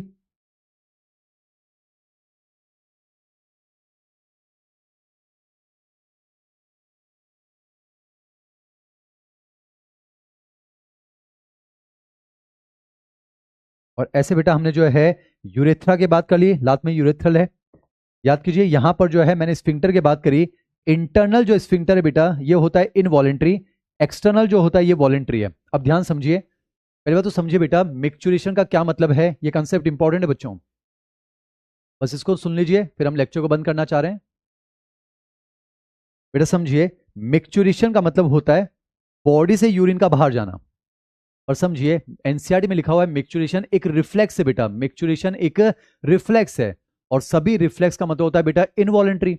और एनसीईआरटी के पैराग्राफ में यह भी लिखा हुआ है मिक्चुरेशन तब तक कंप्लीट नहीं होगा जब तक कि हम सेंट्रल नर्वस सिस्टम के द्वारा एक वॉलेंट्री सिग्नल ना भेज दें। तो कंफ्यूजन दूर करता हूं बच्चों, मिक्चुरेशन रिफ्लेक्स जो है वो इनवॉलेंट्री है, पर मिक्चुरेशन तब तक पूरा नहीं होगा जब तक सेंट्रल नर्वस सिस्टम के द्वारा एक वॉलेंट्री सिग्नल ना भेजा जाए। अब इसको समझाता हूं बच्चों, एक चीज समझिए, जब तक हम मिक्चुरेशन नहीं कर रहे हैं, 2 मिनट का टॉपिक बच्चों, जब तक हम मिक्चुरेशन नहीं करेंगे, याद कीजिए ये दोनों स्फिंक्टर जो है बेटा ये कॉन्ट्रैक्टेड रहेंगे। जब तक मिक्चुरेशन नहीं करना बच्चों, ये दोनों स्फिंक्टर कॉन्ट्रैक्टेड रहते हैं, यूरेथ्रा पिचक जाता है और यूरिन जो है वो बाहर नहीं निकलता है। अब मैकेनिज्म समझिए बच्चों, मैंने आपको समझाया था बाहर जो है डिट्रसर मसल है, इनवॉलेंट्री मसल। अब समझिए चैप्टर शुरू हो गया बच्चों। यूरिनरी ब्लैडर की वॉल के अंदर, ध्यान सुनिए बेटा, यूरिनरी ब्लैडर की वॉल में क्या पाए जाते हैं बच्चों, स्ट्रेच रिसेप्टर। क्या मिलते हैं बच्चों, स्ट्रेच रिसेप्टर, यानी समझो यहां पर प्रसारग्राही है, नाम से पता चल रहा है ये तब एक्टिवेट होंगे जब ये स्ट्रेचिंग होगी, और स्ट्रेचिंग तब होगी जब सफिशिएंट अमाउंट में यहां यूरिन भर जाएगी। चलिए मैं आपको थोड़े डेटास बता देता हूं बच्चों। जब 220 ml यूरिन भर जाता है तो मूत्र विसर्जन के लिए हमें जो है सिग्नल मिल जाता है। नॉर्मली जो है बेटा 320 ml पर हम मूत्र विसर्जन यानी कि मूत्रन करते हैं। अगर मान लेते हैं 500 ml भर जाए और मूत्रन ना कर पाए तो भी बेटा दर्द होने लग जाता है। और समझिए 1000 ml जो है वो हमारी यूरिनरी ब्लैडर की कैपेसिटी है, पर ये मत समझिए कि 1000 ml भर जाएगा तो ब्लैडर फट जाएगा, अंदर यूरिन यूरिन हो जाएगा, ऐसा नहीं है, वो भी मैं आपको समझा दूंगा। अब टॉपिक को ध्यान से सुनिए बच्चों, जब तक हम मिक्चुरेशन नहीं कर रहे हैं ये दोनों जो हमारे स्फिंक्टर हैं ये कॉन्ट्रैक्टेड हैं, यूरेथ्रा पिचका हुआ है, यूरिनेशन नहीं हो रहा है। अब देखिए क्या होगा बेटा, धीरे धीरे यहां से यूरिन आता रहेगा, यहां पर सफिशिएंट अमाउंट में जैसे ही यूरिन भर जाएगा बच्चों, समझिए सफिशिएंट अमाउंट में जैसे ही यूरिनेशन भर जाएगा, यूरिनरी ब्लैडर में क्या हो जाएगी, स्ट्रेचिंग। ये कंसेप्ट ध्यान सुनना बच्चों, जैसे ही अभी यूरिन बाहर नहीं जा रहा है क्योंकि दोनों स्फिंक्टर कॉन्ट्रैक्टेड है बच्चों, लेकिन जब सफिशिएंट अमाउंट में यहां यूरिन भर जाएगा तो उसका प्रेशर लगेगा, तो यूरिनरी ब्लैडर क्या होगा, स्ट्रेच। और जैसे यूरिनरी ब्लैडर स्ट्रेच होगा ये स्ट्रेच रिसेप्टर एक्टिवेट होंगे, और ध्यान समझिए स्ट्रेच रिसेप्टर जैसे ही एक्टिवेट होंगे शुरू हो जाएगा बेटा मिक्चुरेशन रिफ्लेक्स। अभी मिक्चुरेशन नहीं हुआ है, मिक्चुरेशन रिफ्लेक्स होगा, और समझिए ये इनवॉलेंट्री है। अब इस मिक्चुरेशन रिफ्लेक्स में क्या क्या होगा समझिए, जैसे सफिशिएंट मात्रा में यूरिन भरेगी बेटा यहां स्ट्रेचिंग होगी, स्ट्रेच रिसेप्टर एक्टिवेट होंगे, और ये जो है बेटा सेंसरी न्यूरॉन की मदद से मैसेज दे देंगे कहां, सेंट्रल नर्वस सिस्टम। फिर बेटा वहां से मोटर न्यूरॉन मैसेज लेकर आएंगे, और बेटा ध्यान से देखिएगा वो 2 फंक्शन एक साथ करवाएंगे। एक तो बेटा जो डिट्रसर मसल है उसमें करवाएंगे कॉन्ट्रैक्शन, समझिए बेटा डिट्रसल मसल में कॉन्ट्रैक्शन होगा ना, यूरिनरी ब्लैडर को दबाया जाएगा ताकि यूरिन निकले। पर ये जो इंटरनल यूरेथ्रल स्फिंक्टर है इसमें क्या हो जाएगा बेटा, रिलैक्सेशन। बेटा समझिए ये जो स्फिंक्टर है ये खोल दिया जाएगा, ये हो जाएगा रिलैक्सेशन। और समझिए मिक्चुरेशन रिफ्लेक्स पूरा हो चुका है, मिक्चुरेशन पूरा नहीं हुआ है बच्चों। अभी तक जो भी हुआ है वो मिक्चुरेशन रिफ्लेक्स है, और ये इनवॉलेंट्री है ना बच्चों। यूरिन भरा अपने आप भरा, स्ट्रेचिंग हुई अपने आप हुई है, स्ट्रेच रिसेप्टर अपने आप एक्टिवेट हुआ, सेंसरी न्यूरॉन से मैसेज सीएनएस अपने आप गया है, मोटर न्यूरॉन मैसेज अपने आप लेकर आया, इसमें कॉन्ट्रेक्शन अपने आप हुआ है, और इस इंटरनल इनवॉलेंट्री स्फिंक्टर में रिलैक्सेशन अपने आप हुआ है बच्चों। यहां पर मिक्चुरेशन रिफ्लेक्स पूरा हुआ है, मिक्चुरेशन नहीं। बेटा वो तो तब पूरा होगा जब तक वॉलेंट्री सिग्नल आएगा। अब ध्यान से देखना बेटा, अगर आपने इस इंटरनल स्फिंक्टर को रिलैक्स कर दिया तो यूरिन इससे तो आगे बढ़ जाएगा ना बच्चों, पर वो यूरिन आगे थोड़ी ना निकल जाएगा, बॉडी से बाहर थोड़ा ना चल जाएगा, वो तब तक नहीं जाएगा जब तक ये एक्सटर्नल स्फिंक्टर रिलैक्स ना हो जाए। और याद कीजिए ये वाला वॉलेंट्री है ना बच्चों, तो इसको रिलैक्स करवाने के लिए अब आप जो है वॉलेंट्री सिग्नल भेजोगे ना बच्चों। आपको लगता है कि अब सही समय आ गया है, सही जगह पर हम पहुंच गए, तो अब जब आप वॉलेंट्री सिग्नल भेजोगे तब ये स्फिंक्टर रिलैक्स होगा, और जब ये रिलैक्स होगा तब यूरिन बाहर जाएगा, और हम कहेंगे क्या कंप्लीट हुआ है बेटा, मिक्चुरेशन। तो एनसीईआरटी के वर्ड्स को समझिए बच्चों, मिक्चुरेशन एक रिफ्लेक्स है, पर समझिए मिक्चुरेशन रिफ्लेक्स वहीं कंप्लीट हो जाता है जहां इंटरनल स्फिंक्टर रिलैक्स हुआ। तो मिक्चुरेशन रिफ्लेक्स तो पूरा हो गया, पर मिक्चुरेशन फाइनली तब कंप्लीट होगा जब एक वॉलेंट्री सिग्नल सीएनएस से किसको दिया जाएगा, एक्सटर्नल यूरेथ्रल स्फिंक्टर को। तो उम्मीद करता हूं ये समझ में आ रहा है। अब यहां पर बेटा एक छोटा सा पोर्शन और सुन लीजिए, मेन एग्जाम में ये क्वेश्चन आ चुका है 2026 में, फिर से हो सकता है, ध्यान सुनना। सवाल ये पूछा गया था बेटा कि अगर किसी कारण से किसी के स्ट्रेच रिसेप्टर निकाल दिए जाएं या खराब हो जाए तो क्या होगा। बेटा ध्यान सुनना, अगर स्ट्रेच रिसेप्टर की बात कर रहा हूं, नीट का क्वेश्चन था बच्चों, अगर स्ट्रेच रिसेप्टर निकाल दें या खराब हो जाए तो क्या होगा। तो ध्यान रखिएगा, मिक्चुरेशन नहीं होगा एट एनी कॉस्ट। अगर स्ट्रेच रिसेप्टर खराब हो जाए या फिर निकाल दिए जाएं तो एक बूंद यूरिन की बाहर नहीं निकलेगी, आप कितना ही जोर लगा लीजिए। बेटा समझिए आपके कंट्रोल में क्या है, बस ये वाला स्फिंक्टर है ना, आप जो है बेटा इसको रिलैक्स करके बैठ जाइए, उससे क्या हो जाएगा, जब तक ये अंदर वाला स्फिंक्टर रिलैक्स नहीं होगा एक बूंद जो है यूरिन की बाहर नहीं निकल सकती। और याद कीजिए इसको रिलैक्स करवाना वो मिक्चुरेशन रिफ्लेक्स का काम है बच्चों। और मिक्चुरेशन रिफ्लेक्स की शुरुआत कब होती है, जब स्ट्रेच रिसेप्टर एक्टिवेट होते हैं। तो समझिए ना बच्चों, अगर स्ट्रेच रिसेप्टर निकाल दिए जाएं, नीट का क्वेश्चन था बच्चों, या फिर काम नहीं करेंगे तो मिक्चुरेशन रिफ्लेक्स नहीं होगा। बेटा आप ज्यादा से ज्यादा क्या कर सकते हो, आप इस वाले स्फिंक्टर को रिलैक्स करके बैठ जाओ ना दम लगा के, पर उससे हो क्या जाएगा, जब तक ये वाला रिलैक्स नहीं होगा समझो मिक्चुरेशन नहीं हो सकता है। तो नीट का क्वेश्चन है बच्चों कि what will happen if the stretch receptor from the wall of urinary bladder are completely removed. Answer था there will be no micturition. तो डाउट ये आता है कि अगर मिक्चुरेशन नहीं होगा तब क्या होगा सर, क्या यूरिनरी ब्लैडर फट जाएगा, क्या अंदर यूरिन हो जाएगा। ऐसा नहीं है बच्चों, अब ये मेडिकल कंडीशन है, डॉक्टर के पास जाना पड़ेगा बच्चों और सर्जरी करवा के इसको रिलैक्स करवाना पड़ेगा, या फिर नहीं भी करवा पाएंगे तो डॉक्टर यहां पर एनेस्थीसिया लगाते हैं, एक रॉड जैसा स्ट्रक्चर है उसको पेनिट्रेट करके यूरिनरी ब्लैडर से यूरिन को बाहर निकालते हैं। और अगर ये भी नहीं करेंगे तो फिर तो क्या हो जाएगा बच्चों,